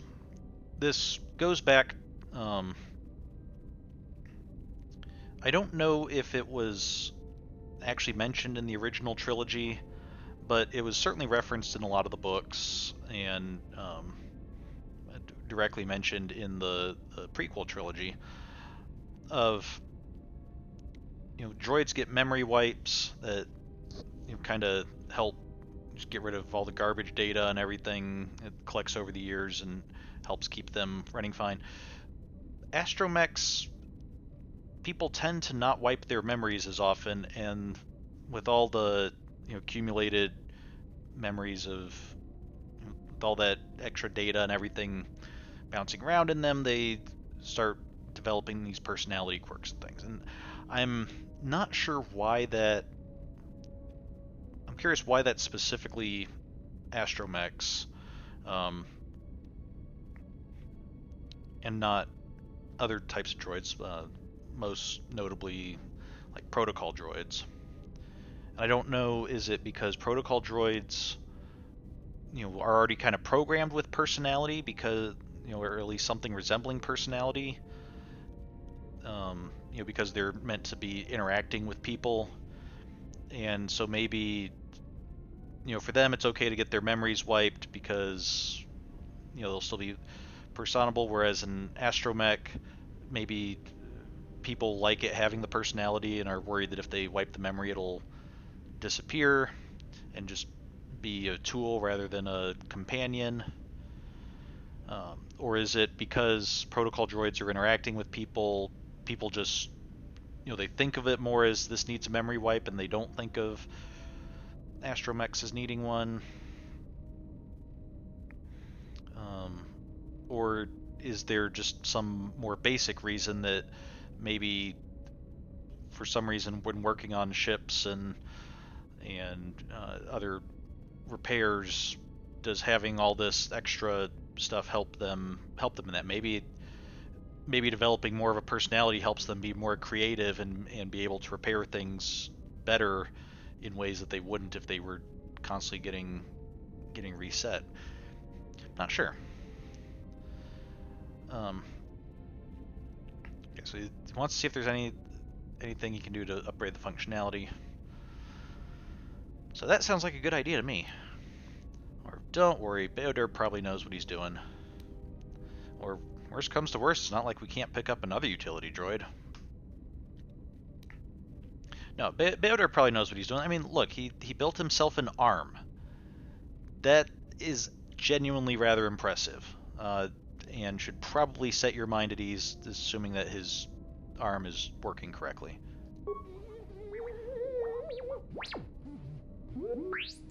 Thanks for the vote of confidence. Good. Now let's get started. You wouldn't guess it from the outside, but it looks like you've been through a lot.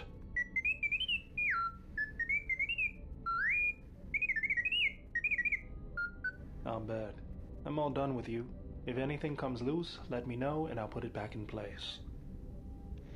Oh, okay. T3's received a permanent +2 bonus to his constitution. Okay, so he's got a little bit tougher. More hit points.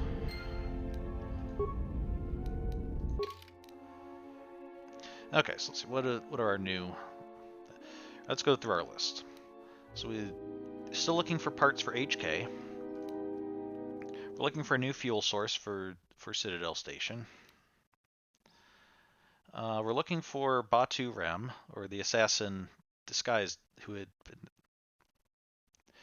The assassin who had been disguised as Batu Rem came by way of Nar Shaddaa, so we're trying to find out where he came from.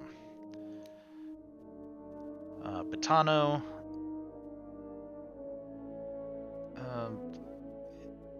Disappeared. We still have no idea where he is.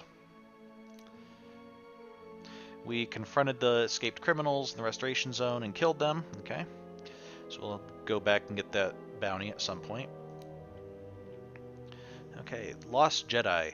T3 found a secret holo recording of your trial before the Jedi Council. He also discovered that Atris had tracked the supposed whereabouts of other Jedi scattered throughout the galaxy. According to her files, Master Vrook traveled to Dantooine, Master Vash went to Korriban, Master Zezkai El went to Nar Shaddaa, and Master Kavar went to Onderon. There is no telling if any of them are still alive, but there is a chance they know why you were exiled and know more of this Sith threat that pursues you. If you can gather them all, maybe you can kill them, or convince them to gather on Dantooine. Yeah, we're not out to kill them. We're trying to get them together so we can go against the Sith. And crafting a lightsaber. Beodur has offered to help you construct a lightsaber. You found a fixture for the energy cell, but still need an emitter and lens fixtures. Okay, after the lightsaber is built, you'll be able to enhance it with upgrades, but lightsaber upgrade items cannot be used in its original creation. Okay, so we may have some lightsaber upgrade items, but we can't use those to build this. We need like these specific non-upgrade components. And then we'll be able to... okay, we have a crystal. Okay, Mandalorian battle armor, we saw that. And I think we said we had an energy thing. HK control cluster. Lightsaber energy cell fixture. Yep, that's what... So we still need a couple more pieces for that.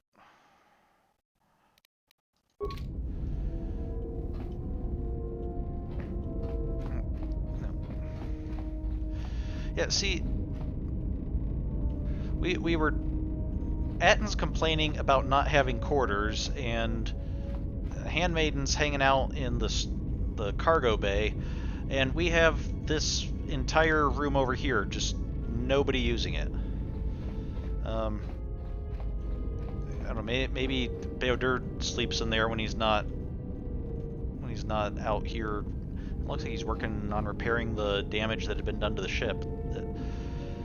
We had the exterior damage repaired so that the ship is not leaking air, but it looks like he's working on some other stuff. So I don't know. Maybe that's his room when he's not there. But there's 3 bunks. It's not like he needs all 3 of them. 3. Okay, huh. I guess it is rather nice and spacious here, since it's not like we're loaded down with cargo.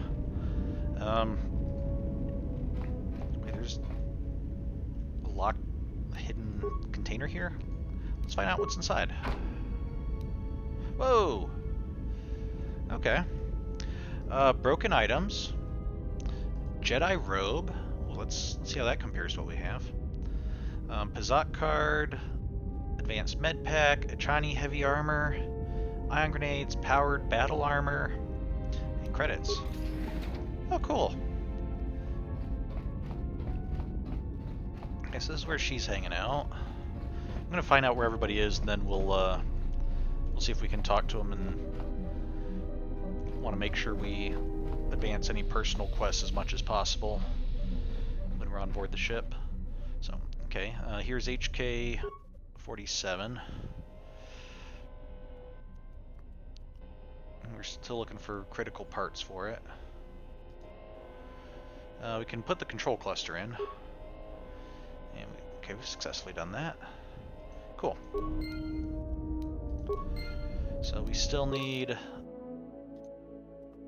All that remains is the droid chassis and the droid processor. Cool. So Atton is up here because he doesn't have quarters of his own. Honestly, I have to say, these seats do not look very comfortable, especially given how much space there is and the fact that you may want your pilots and co-pilots, and navigators and whatever else these are for, up here and attending to things for a long period of time. You would think they'd have made the seats a bit more comfortable, especially knowing that this ship was owned by a member of the Exchange who had done a number of upgrades to it. You'd think he could have made his pilots a little bit more comfortable so they'd less likely to have errors on long flights. Okay, so these are the quarters that Kreia's claiming as her own. And look, you're not even using the beds. We could fit more people here. You don't need 3 beds to yourself, Kreia. And again, even if we wanted to do like guys' dorm and girls' dorm, you could still, you and the Handmaiden could each take a bunk or something. Okay, so let's see what Kreia has to say. How many more do we intend to gather to us? This ship is not the galaxy. There is only so much room. Well, again, 3 beds here, and you are claiming like this entire room is yours. I don't think this is a problem of the ship being overcrowded. I think this is a problem of you. I mean, I get it. You want your personal space. You want some privacy, but I mean, come on. If you want that to that degree, you should probably just stay on a planet where you can have an entire, continent to yourself or something, not travel on a ship with a bunch of other people. Let's see. As many as want to come with us and help us. Only as many as I need, and only as many as will sacrifice themselves to me. It's not my fault if they follow me. No, as many as want to come with us and help us, which I'm guessing is going to be, what, was it 8 or 12, or... It looked like there were, we had 4 sides for our companion picker. I forget if it was 3 slots per side or if it's 2 slots per side. So I'm going to guess either 8 or 12 companions total. But yeah, if all 12 of them want to come with us and help us, sure. Then prepare for an army, I think, for it seems many more will come in time. They will follow you because you are a leader. Their kind always needs such, even when the figure deserves no such obedience. I'm no leader. They're my friends, not my followers. What makes you think they obey me?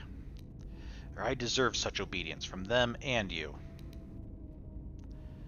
No, I mean, technically they're followers, or in the sense that, that's kind of the role they fill, but no, we're totally friends. They're not just soldiers of an army that are, these faceless goons that we send off to attack or something. Do not cloak one word within another. Friends. Do friends not follow?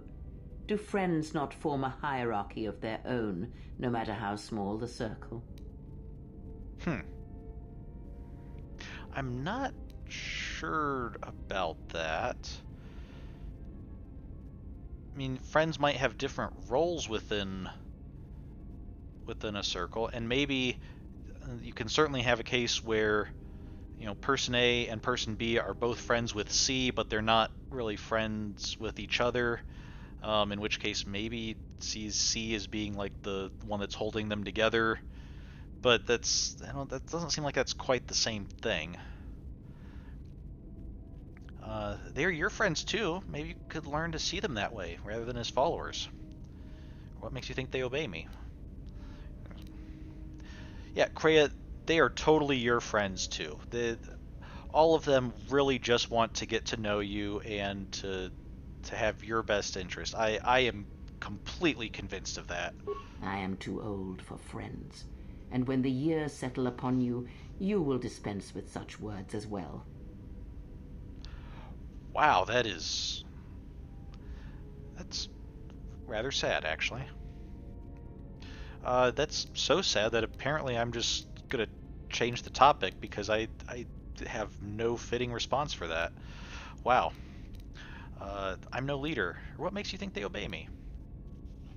Or I deserve such obedience. Yeah, what makes you think they obey me? Atton certainly doesn't seem to. He seems to, well, I mean, in as much as his orders might be go fly the ship. But, what's your views on that? Because I am not blind, that is why. I see what they see, hear their voices when they speak to you, and notice the change when they speak to others. Does the fact they obey me upset you? Or Why are you angry? How do you know that? Okay. Yeah, why are you angry? Is it the obedience thing, or is it my not picking up on that, or what's going on? I know many things, and I know what I am not. I am no leader. I speak with a voice that will never move others. I speak with a passion that goes unheard. They obey you because you are a leader, and perhaps something more. Have you noticed what has been happening? Have you felt it in them? No, what? There is something happening to them? Do tell. Is something happening? They echo you, either fighting or surrendering to their feelings, their loyalty, their duty. Your mere presence serves as an example to them of something to uphold or something to fight against. Watch them carefully, see their patterns, and recognize the strength in it. Influence can be a weapon, one that you may need before your journey is done. Okay, this must be an incredibly fast-acting charisma, or whatever it is. It seems very similar. If she's already picking up on this kind of influence after, again, what, a couple days? I mean, a few minutes in the case of the Handmaiden. Maybe a few hours in Beodur's case. I guess also a few hours in T3's case, if she's considering him as a data point. Just because we were only with him for a little while before he disappeared for much of our time together. So they are my friends, not tools. Or, you have a point, I'll reflect on this. And what about you? Yeah, what about you? I guess you don't consider me a friend since you said you're too old for friends. But does that make you you're just a tool in all this as well?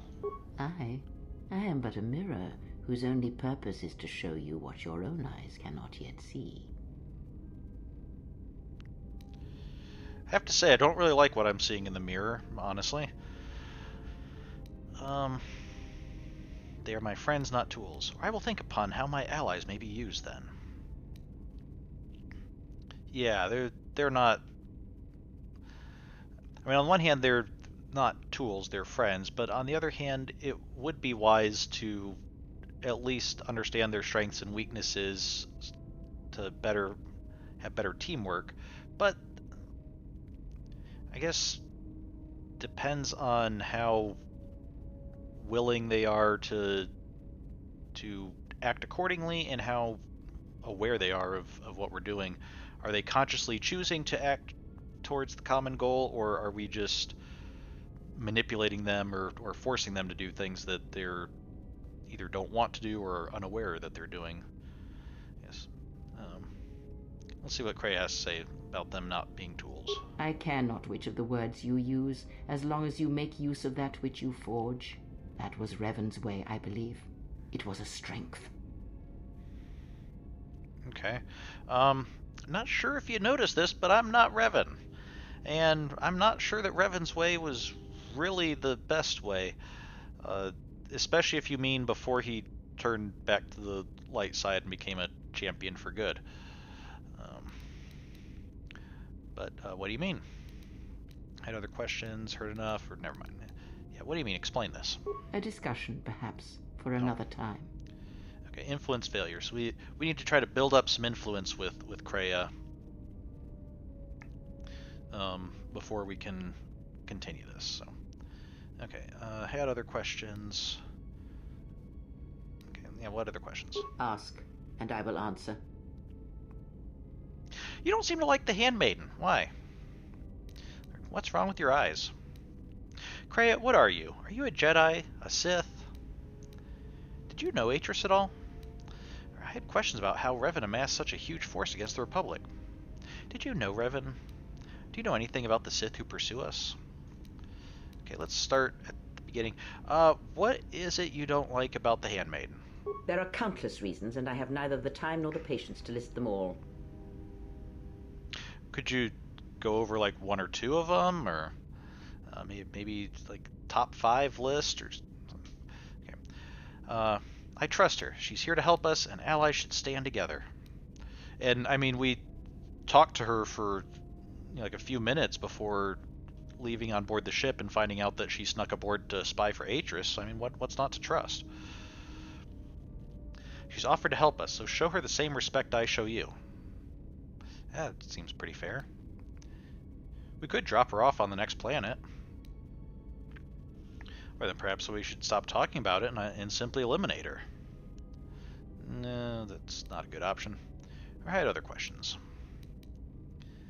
Let's, yeah, she's offered to help. You know, you're here saying you're helping, so, you know, until someone actively betrays us, or we see evidence that they're going to do so, let's act with a certain amount of trust here.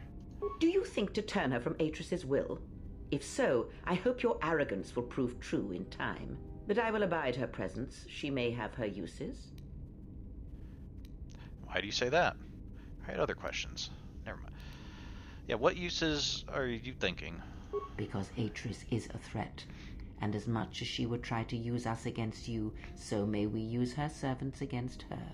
Do not see every enemy as an enemy. See them instead as an ally, whether they realize it or not. This situation may yet work to our advantage. I do not see the Handmaiden as an enemy, and neither should you. I'll keep that in mind, and watch the Handmaiden carefully. Agreed, we need every tool we can get if Atris tries anything.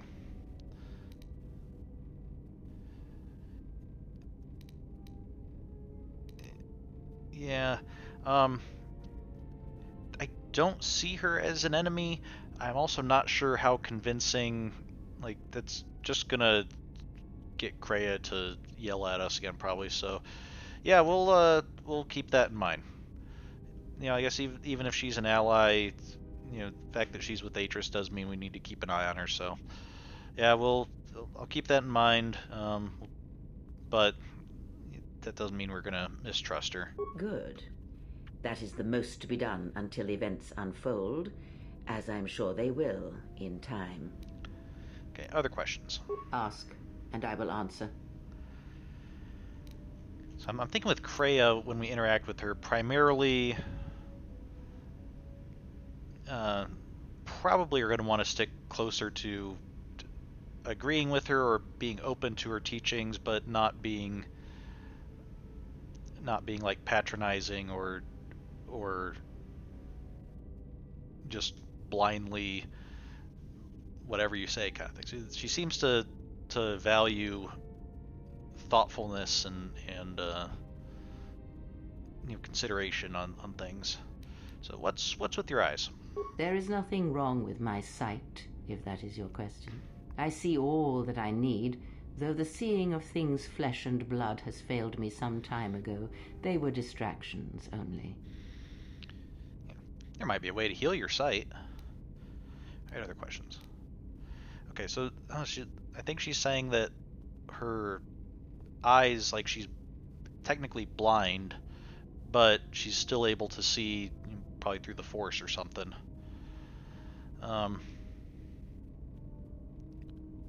How would you feel about if your sight could be healed? There is nothing wrong with my eyes. They simply have atrophied from use.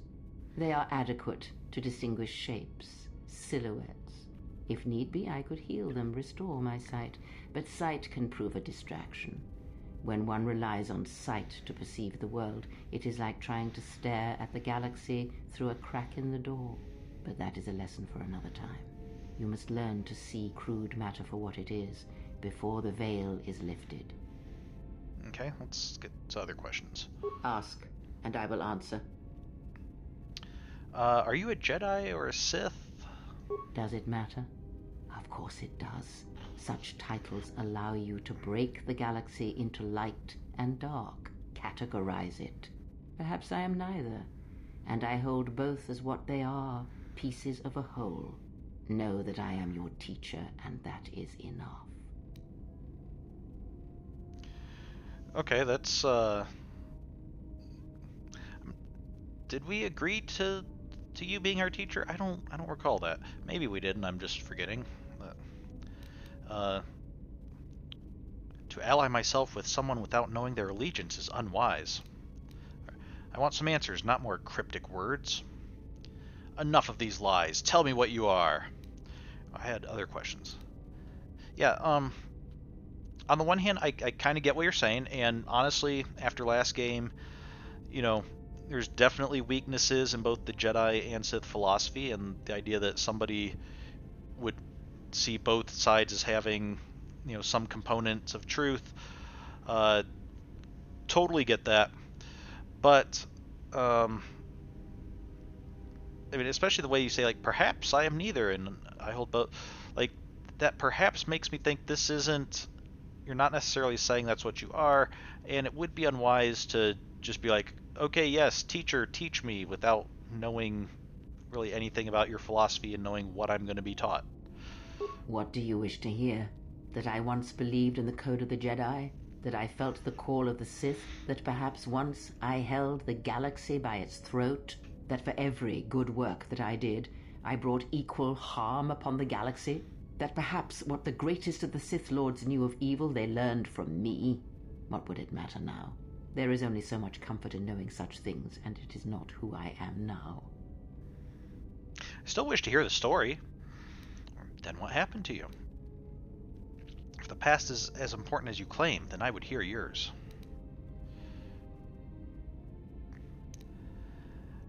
Yeah, I mean, I want to hear the story, but I'm thinking it might be more respectful to make this not just about petty wants and desires, but about actually having, you know, listened to what she was saying and picking up something from it. So yeah, let's hear it. Oh.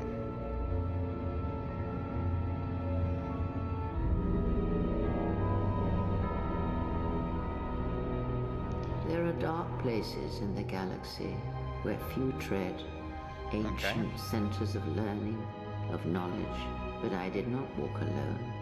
To be united by hatred is a fragile alliance at best. Oh, hey, it's that guy we encountered.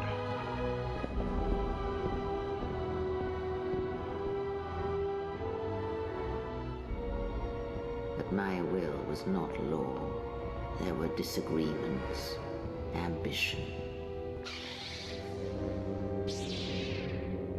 and hunger for power. Oh, and we saw that guy too.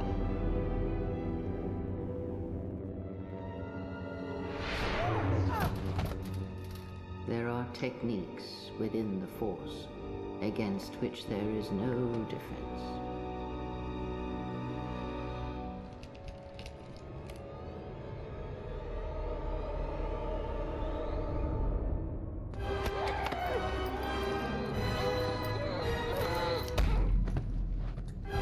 Oh.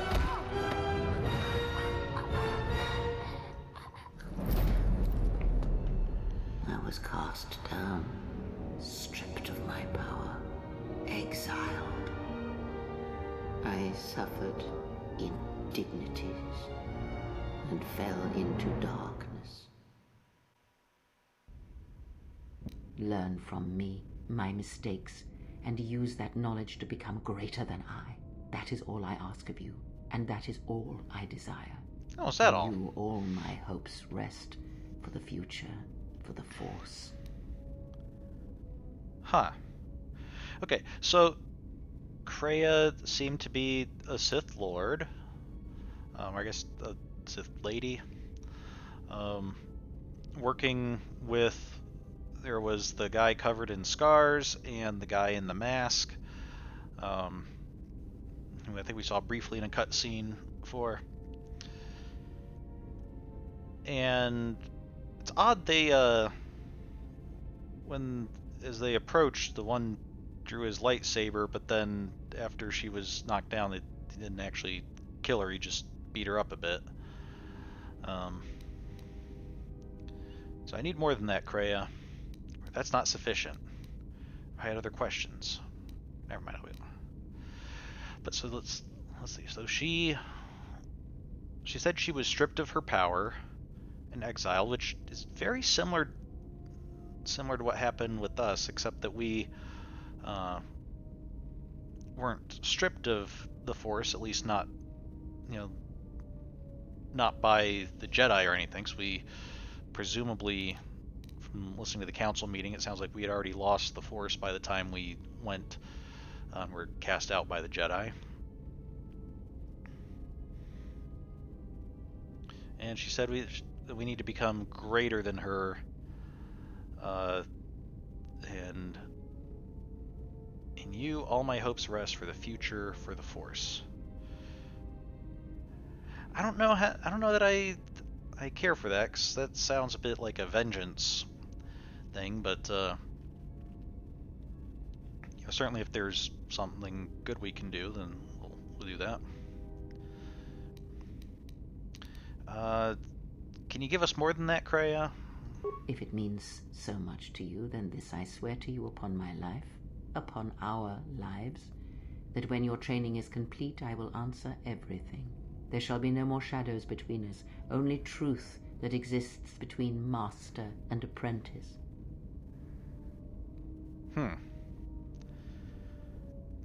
Only truth that exists between master and apprentice. This is also kind of interesting, because knowing that she was a Sith also makes this particular relationship somewhat interesting, because of course the Sith are known for students betraying the master, and the master trying to get ahead of that and stop them, when they start getting too uppity. But here she's actually telling us she wants us to become not just like, I want you to be my best pupil or something. She's like, I want you to surpass me. I want you to do better. She's basically telling us, it seems, to do what a Sith pupil has ambitions to do, but presumably she doesn't want to be like a Sith master and stop us from doing that. She wants us to surpass her. That's kind of an interesting dynamic. Okay, so let's go back to some other questions. It's definitely been a very interesting conversation. Thank you, Kreia. Ask, and I will answer.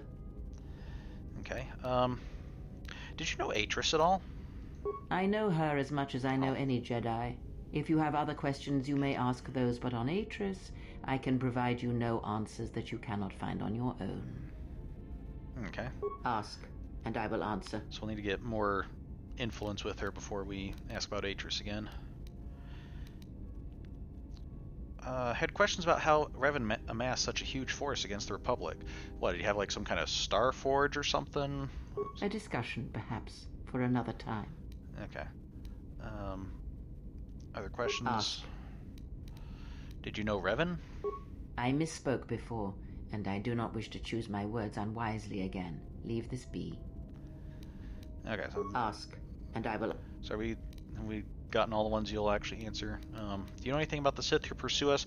I mean, they did appear in your little cutscene, which I'm kind of surprised for somebody who is essentially, or at least mostly, blind through eyesight, would choose to express herself through visual cutscene. But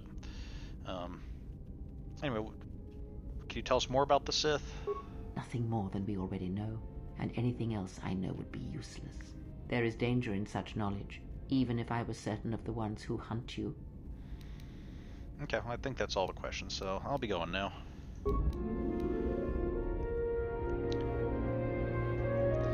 Dark side points gained. Wonder what we got dark side points from.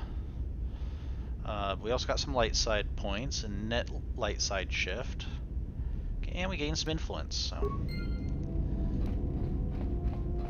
It's possible that we had gained enough influence that we could just talk to her again and open up some new dialogue options, but I think we're gonna try not to do that too much at the moment. I'll have to look up these dialogue stuff so I can make sure that we get them all done before the end of the game, but I'm not going to worry too much about them just at the moment.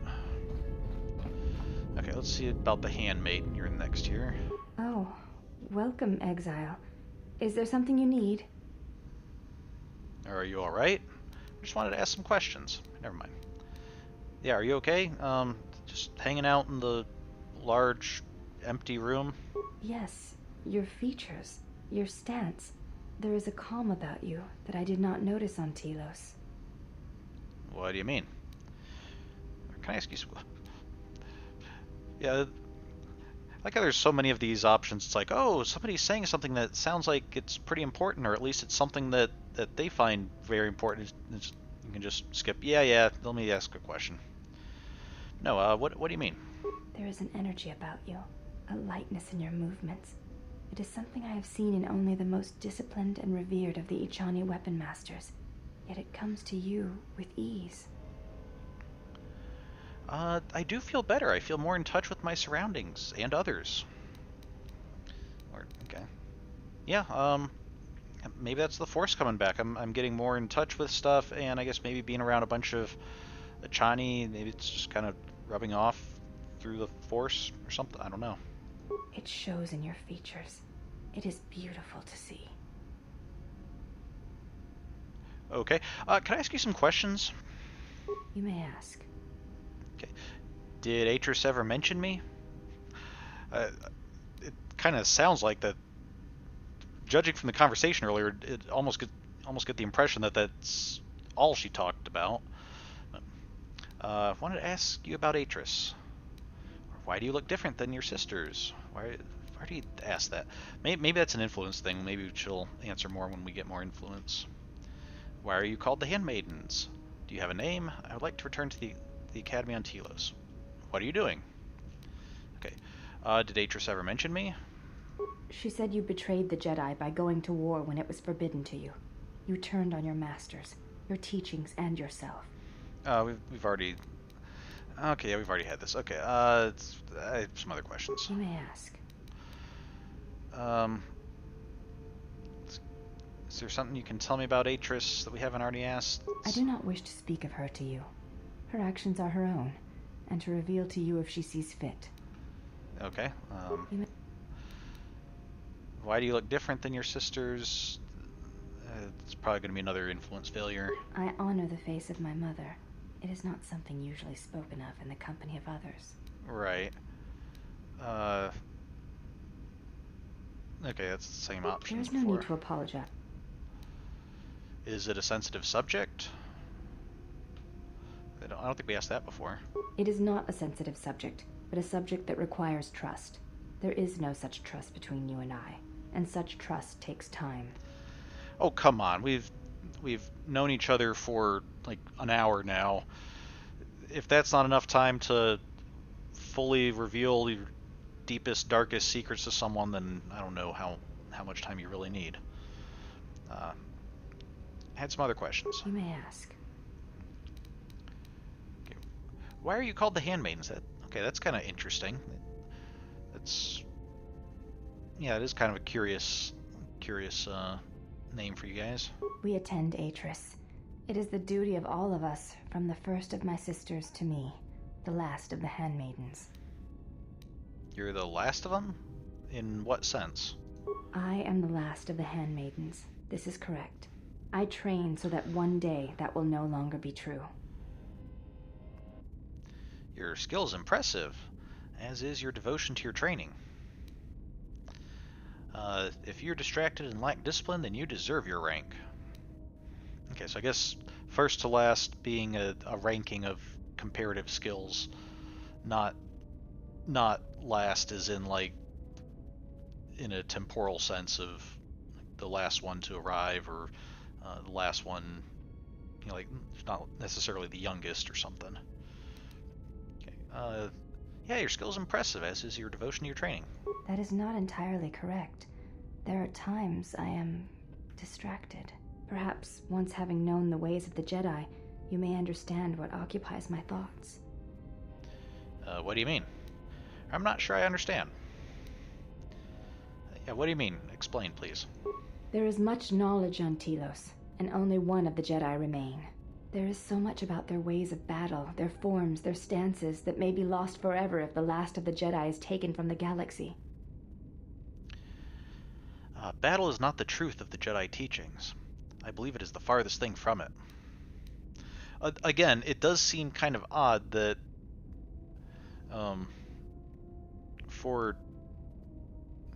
it doesn't seem odd for the Handmaidens to value battle so much, being, they're Echani, and that seems to be like what the Echani do. It does seem kind of odd that Atris would lead a bunch of them and apparently encourage this when she's all like, oh, but don't go off to war, don't fight. So combat is not the Jedi way, and it is not my way. Or is this what occupies your thoughts? To lose those combat techniques would be tragic indeed. When the methods to inflict violence on others is limited, it weakens us all. Rather philosophical approach to bloodthirstiness, I guess. And you would preserve it?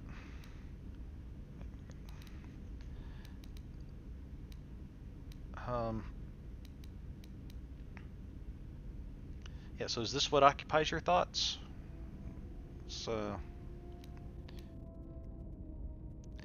No, let's go with battle's not the truth of the Jedi teachings. I believe it's the farthest thing from. Let's see how she responds to that.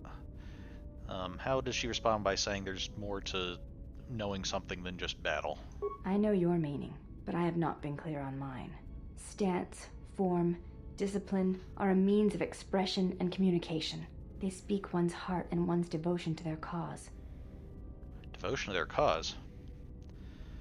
Or combat is not the best way to communicate with others. Or so you'd consider slaughter a means of expression?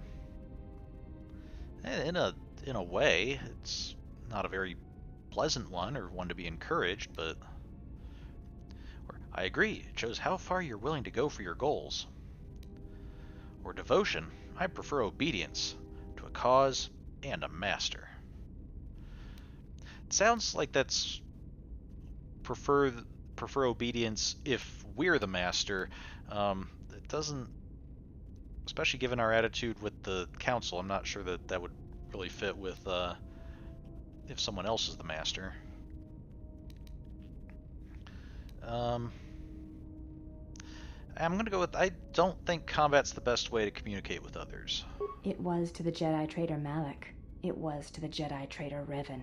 When Taris was destroyed, it showed Malak's heart through its execution and intent. It was brutal, without finesse, but showed his commitment to defeat the Jedi. Yet with Revan, there was the same commitment, but it was a subtle thing, like weaving threads in a tapestry or strokes upon a canvas. He spoke through battle and tactics in a way one could never do in words.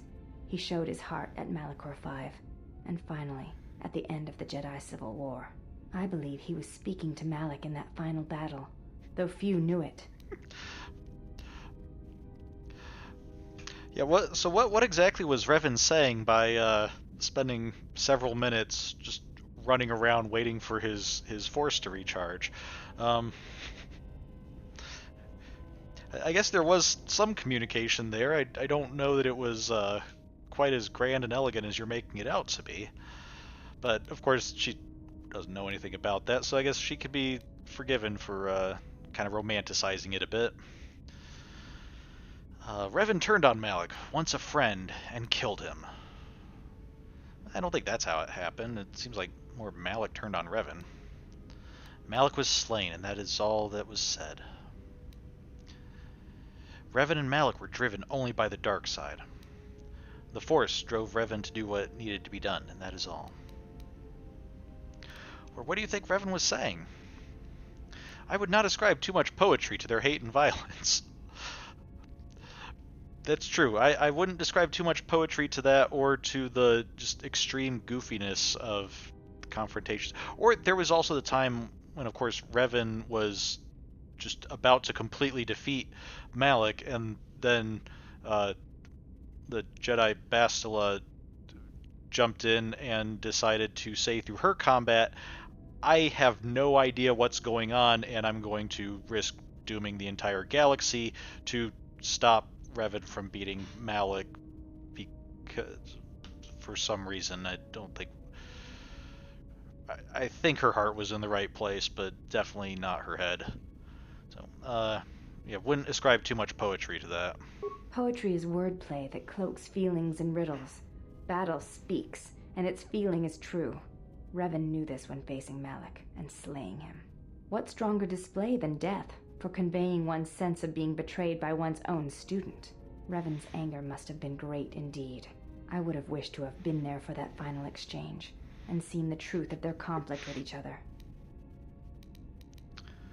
Revan and Malik were driven only by the dark side. Well, no, Revan was driven by the light side, especially there at the end in the final conflict. Even offered Malik a chance for redemption, and Malik refused it. So I guess I have some other questions. You may ask. Okay. Oh, do you have a name? That'd be a good one. Oh, did we ask about why they're called Handmaidens? I thought we asked about this, but I don't remember the answer.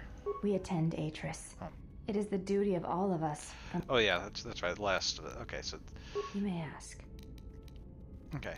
Yeah. Do you have a name besides Handmaiden? Before entering Atris's service, yes, I carried a name, as all the children of the Echani do. What was it? It is not important. My title and rank is of consequence, not my name. I take value in Atris's service, not in myself. Okay. You should take value in yourself as well. Or as do all slaves. If you have no value to anyone but Atris, you have no value to me. I had some other questions. No, not slaves. We're friends here. So, yeah, I mean, I guess humility's good, but, you know, you can still have an identity and recognize that you have some value as a person. We all have value in our oaths to others and the promises we make. When we make that pledge, we are pledging ourselves to something greater. When importance is placed on the self, then by such acts the galaxy is unmade. Okay, but if you don't have, you know, the identity of yourself, then like who's actually making such a vow? There's some truth in what you say. Is that your judgment of me? Are you making some comment about me turning from the Jedi Code? Do you think I lost myself when I disobeyed the Jedi?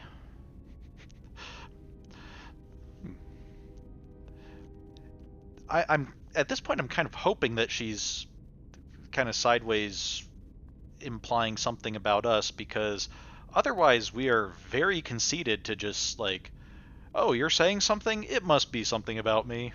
It's some kind of judgment on myself. So that's just that. Is that your judgment on me? Is that what...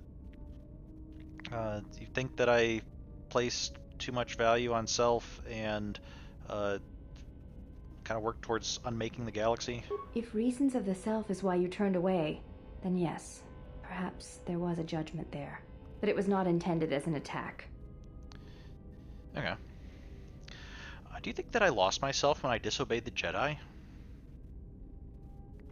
Not sure why she would necessarily be the best person to ask for that, but or keep your opinions to yourself or I'll make you regret them.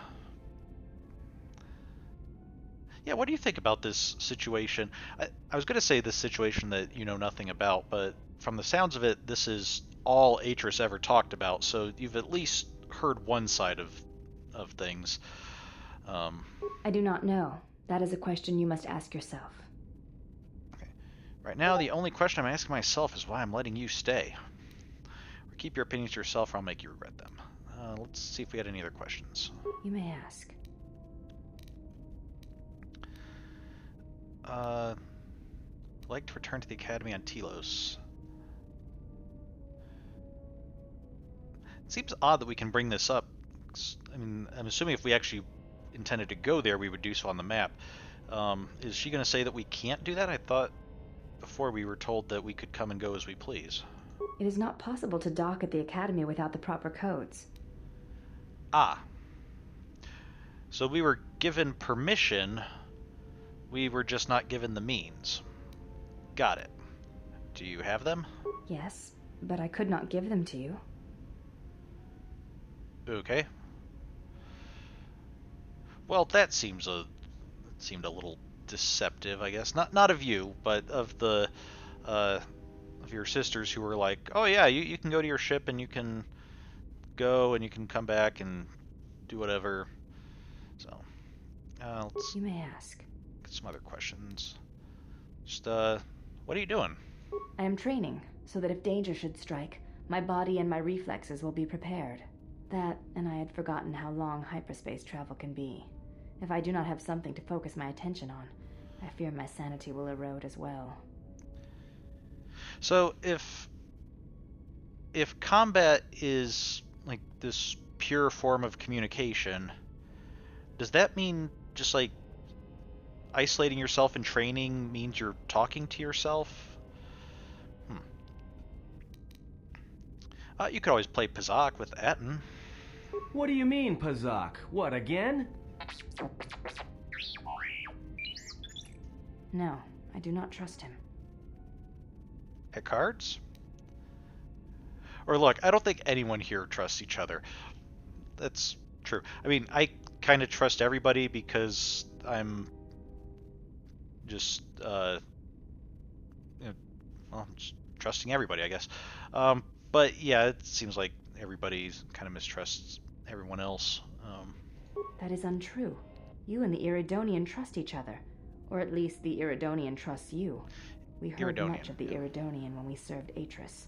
Atris believed that the Iridonian held the knowledge to restoring Telos. I'm gonna have to look that up, because I could have sworn his kind is called Zabrak or something. I don't know if Iridonian and Zabrak are synonyms, just like from two different sources, or if one is more specific than the other, or if it's referring to two different things. I have to look that up. Or maybe I'm misremembering and misapplying one thing to another. I guess I can look that up right now. It'd probably be a good time to do that rather than forgetting during the week.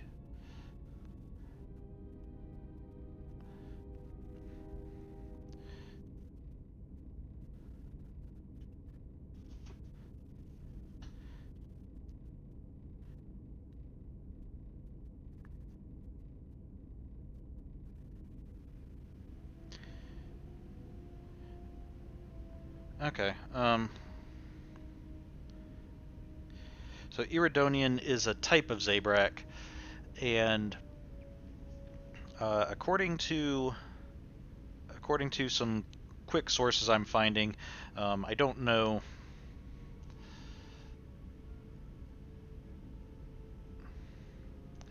I don't know exactly what their official sources are. But you have different, I guess, different lines of Zabrak. Iridonians are one of those lines, and the patterns on his face, it says, are not tattoos; those are natural.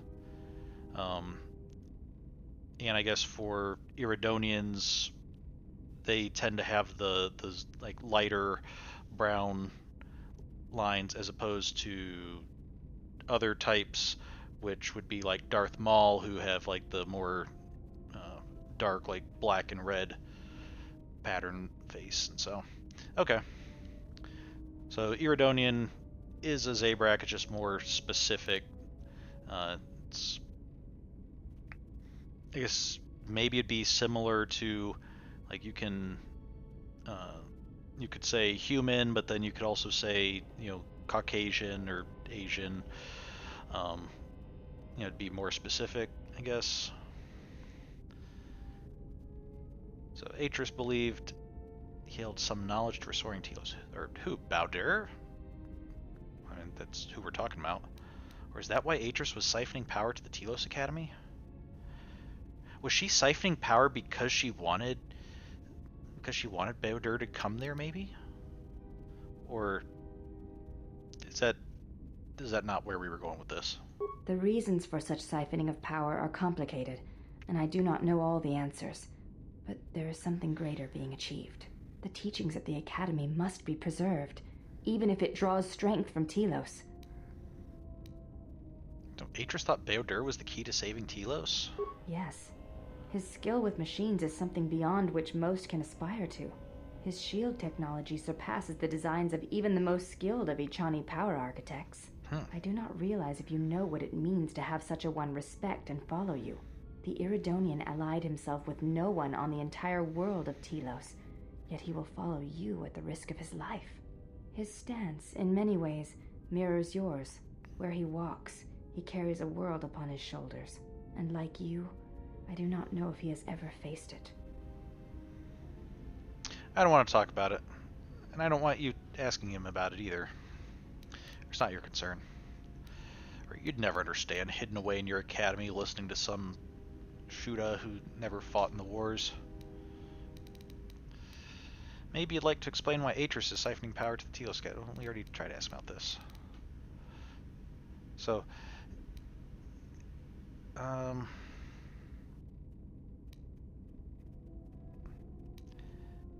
mean, I hope you're not just going to go prying about it, but I mean, if you want to, talk to him about it, I don't mind. Especially if it means like, if we can get more interpersonal talk and teamwork going, that would be more trust and communication would be a good thing. You know what I think a lot of the problem is why we're having all these trust issues and people not getting along? We have not done a proper icebreaker. There should be a quest for us to be able to have an icebreaker and have everybody do like 2 truths and a lie, or maybe get some like little game going that everybody takes turns playing in, divide up into teams or something. Just something to kind of get everybody, bring everybody a little bit closer together.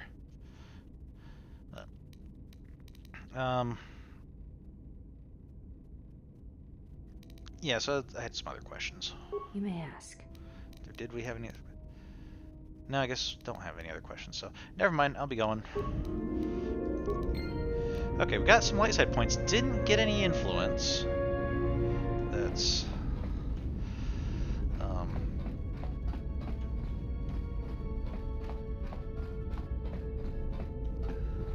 Can we talk to T3?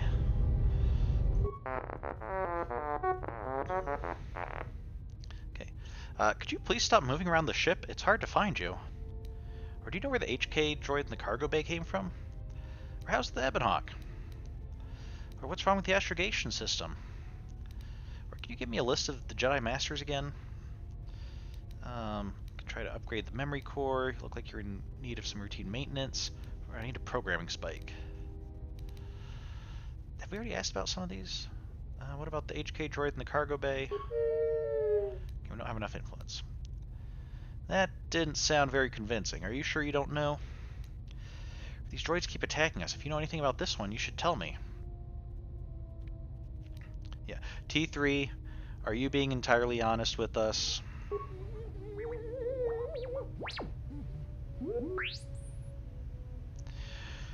Okay, I had other questions for you. Okay.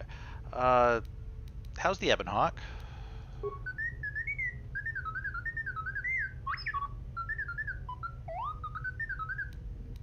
Okay, good job. Glad to hear it. I really appreciate the help. What about the astrogation system?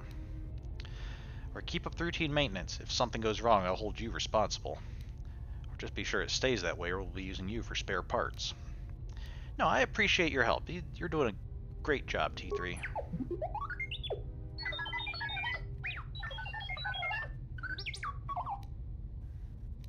And what about the astrogation system? Oh. Don't dwoo me. Can it be repaired or not? Or I know it's damaged. What's wrong with you? Yeah, it's damaged, right? Can you try to work on it when you get the chance? Or did you try a diagnostic? Did you try doing the very first thing that probably anyone would do when facing a repair task? So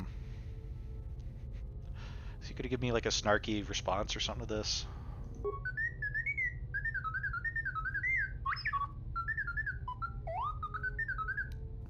Okay.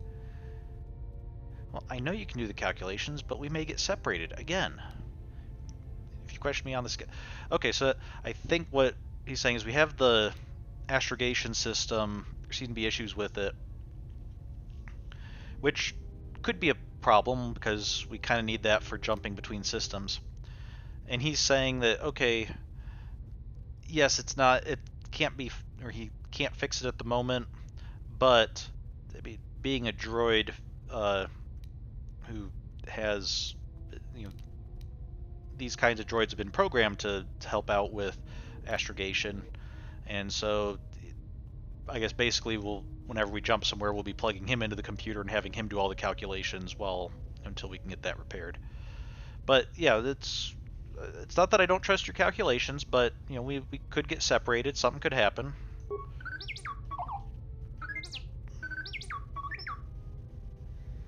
No, I'm not planning to leave you behind, but it happens. Or I might, so repair it or else. If you can't fix it, then I'll find a way to do it myself. Yeah, no, we're not planning to leave you behind, but you never know. How do we reach maximum light side points? Okay, that's cool.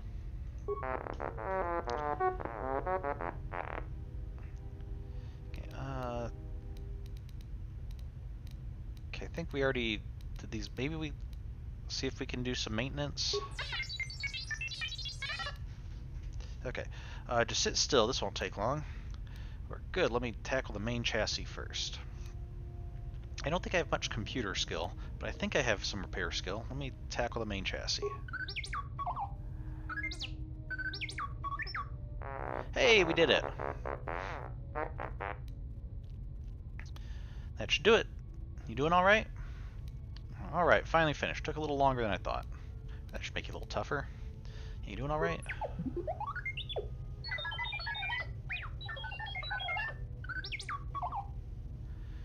All right, another +1 Constitution. What do you mean I faded out there for a second? You were shut down. Glazed look, what are you talking about? I was working on you the whole time. There's nothing wrong.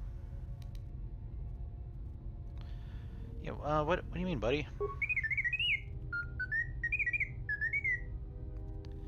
I have other questions. Okay, I guess since he's here, we'll ask for a programming spike.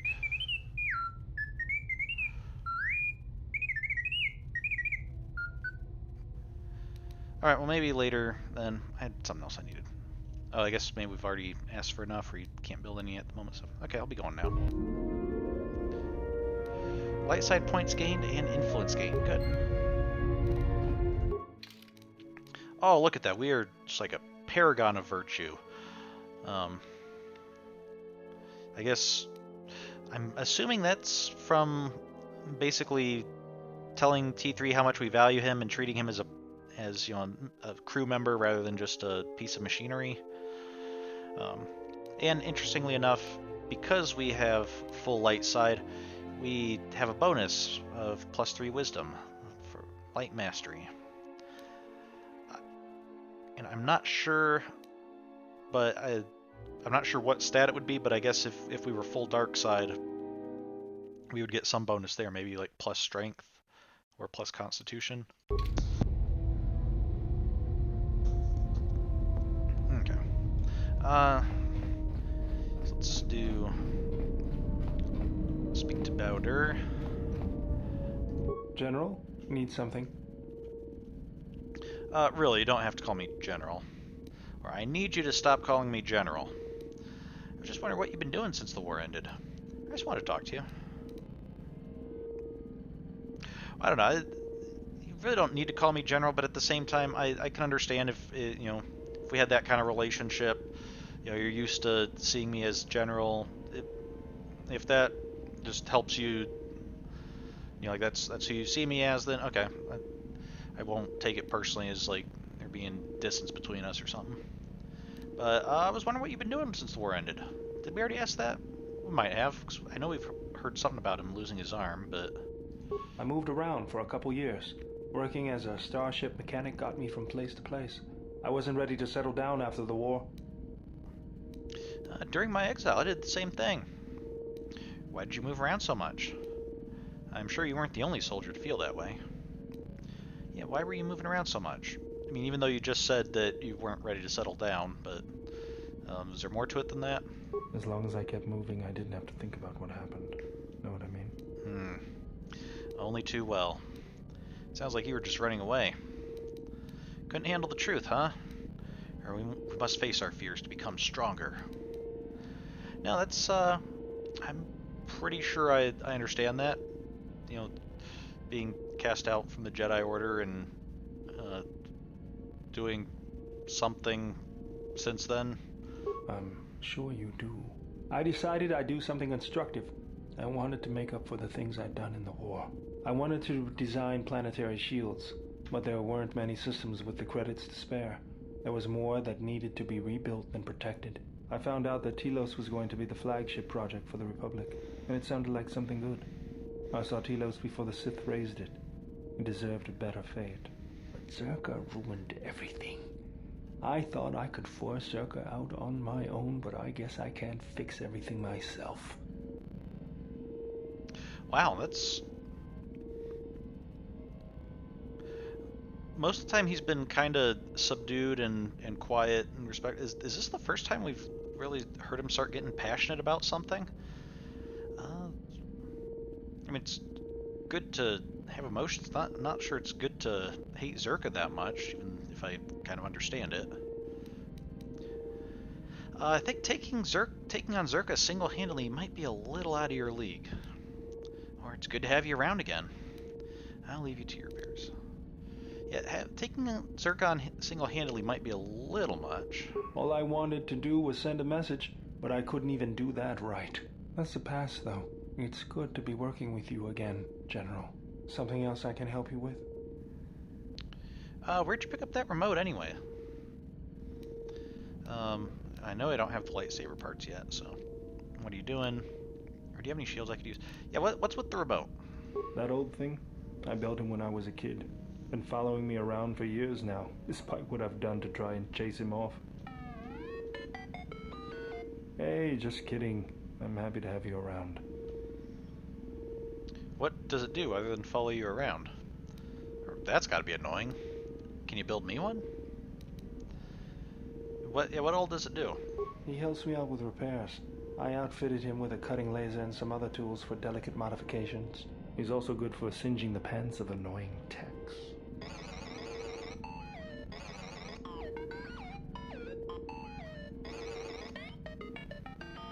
I've been thinking about doing some other work on him, but I barely have time. Too busy fixing up the ship. Something else I can help you with? Yeah, what are you doing specifically? Just working on the ship. I'm not sure who got her up and running, but I'm amazed she's even space-worthy. Whoever made these repairs doesn't think like most mechanics. But don't worry, I'll get everything in shape. Well, I mean, in fairness, I think these repairs were kind of made rather quickly, and there was a large section of the hull missing, so... I think their main purpose was just, hey, we need to very quickly make sure the thing doesn't vent atmosphere. There's nobody on this side, right? Oh yeah, I was gonna check. Okay, it looks like 10 companions. Okay, there's 3 at the top and bottom and only 2 on the sides. So, okay. Might be able to probably let Kreia know that we're only going to be having 10 people with us at most. I think. at least 10 companions. I guess there's no reason that we couldn't have more people, you know, as passengers or something. Let's talk to Atton.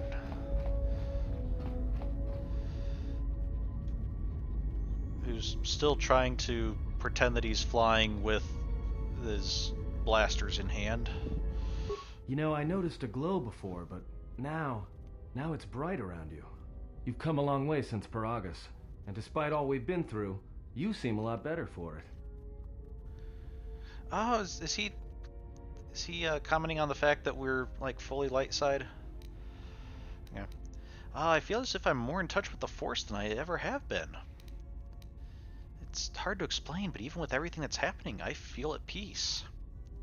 What do you mean? Yeah, I feel rather at peace. That's kind of cool. It shows.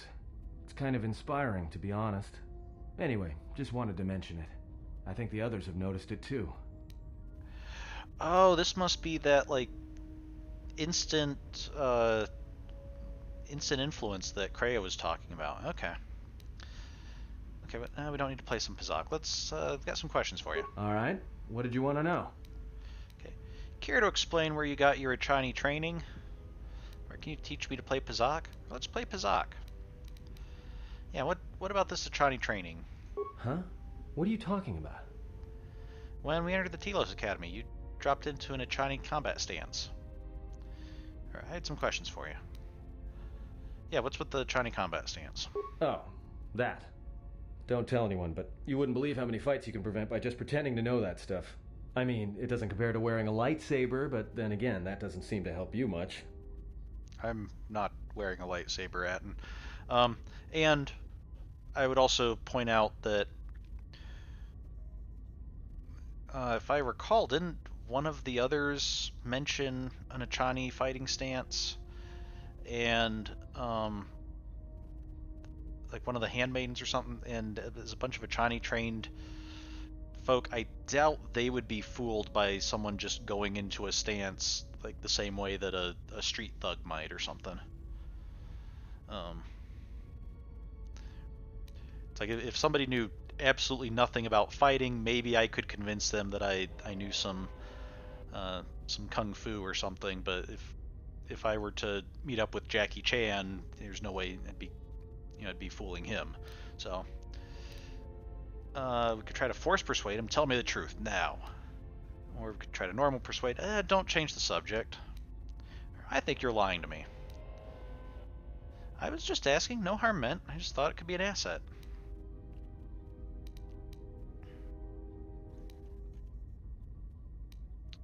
I don't know. That seems like that gives him a little bit of an easy out.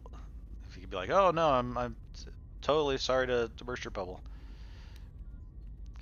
So, yeah, don't change the subject, Atton. Yeah? So what? I don't ask any dumb questions about your past, despite the fact that it keeps throwing us into life-threatening situations. Want to know why? I figure if you ever want to tell me something, you will. So give me the same respect, alright? Okay, that was a bit much. So, I'm not accusing you. I just want to know if you've got any other useful skills. You could be a real asset with combat training. Or, I was just asking. No harm meant. I just thought it... Oh, so we're kind of going Kreia's route of like, oh, yeah, we want to see what, how useful you could be as a tool. But we want to be open about it. We don't want to, you know, if you want to help out, then you can. If you just want to be the guy that flies the ship or pretends to, that works too. So, yeah, you could be really helpful. Well, hey, thanks. But you've got the wrong guy. I'm good at shooting people, cracking wise, and pretending to know how to fight with my hands. Well, you know, 1 out of 3 is not bad. I had some questions for you. Alright, what did you want to know? Okay, just about Pazak. Okay. It's nothing more at the moment. Okay, we gained some influence, but we also lost some influence. Okay, maybe we shouldn't have pressed him too hard about that. So, alright. I think we're not going to travel yet. We're just going to look at what our options are. So right now... Huh. Near Paragus, I guess. It's interesting that it shows us being near Paragus rather than near Telos when we took off from Telos. But we have Onderon, which is temperate forest world. Nar Shaddaa, which is temperate decaying urban zones. Korriban, which is arid and volcanic. We went there last game. And Dantooine, which is temperate grasslands. So I think we're gonna pause here because I'm gonna look up and see if there's any particular order that we want to do these. Mainly, I'm kind of leaning towards Nar Shaddaa just because we've got mention of Nar Shaddaa from the where the assassin came from. The others I don't think we've really heard anything about other than just mentioning that there's Jedi Masters there and they're on our list. But I do want to make sure, I'm not too concerned about doing the most efficient route, but I want to make sure if there's anything that it's like, make sure we do this first before we go to this other planet because we're locked out of something. I want to make sure we're not, that's not going to happen. So I'll look up, but right now leaning towards Nar Shaddaa. And as far as our schedule moving forward, I think should be streaming all next week, both Monday and Friday. So next week I'll spend the week, or during the week I'll check out where what our list should be, and we'll travel there next week. So with that, I guess have a good weekend, and thanks for coming. See y'all next time. Bye.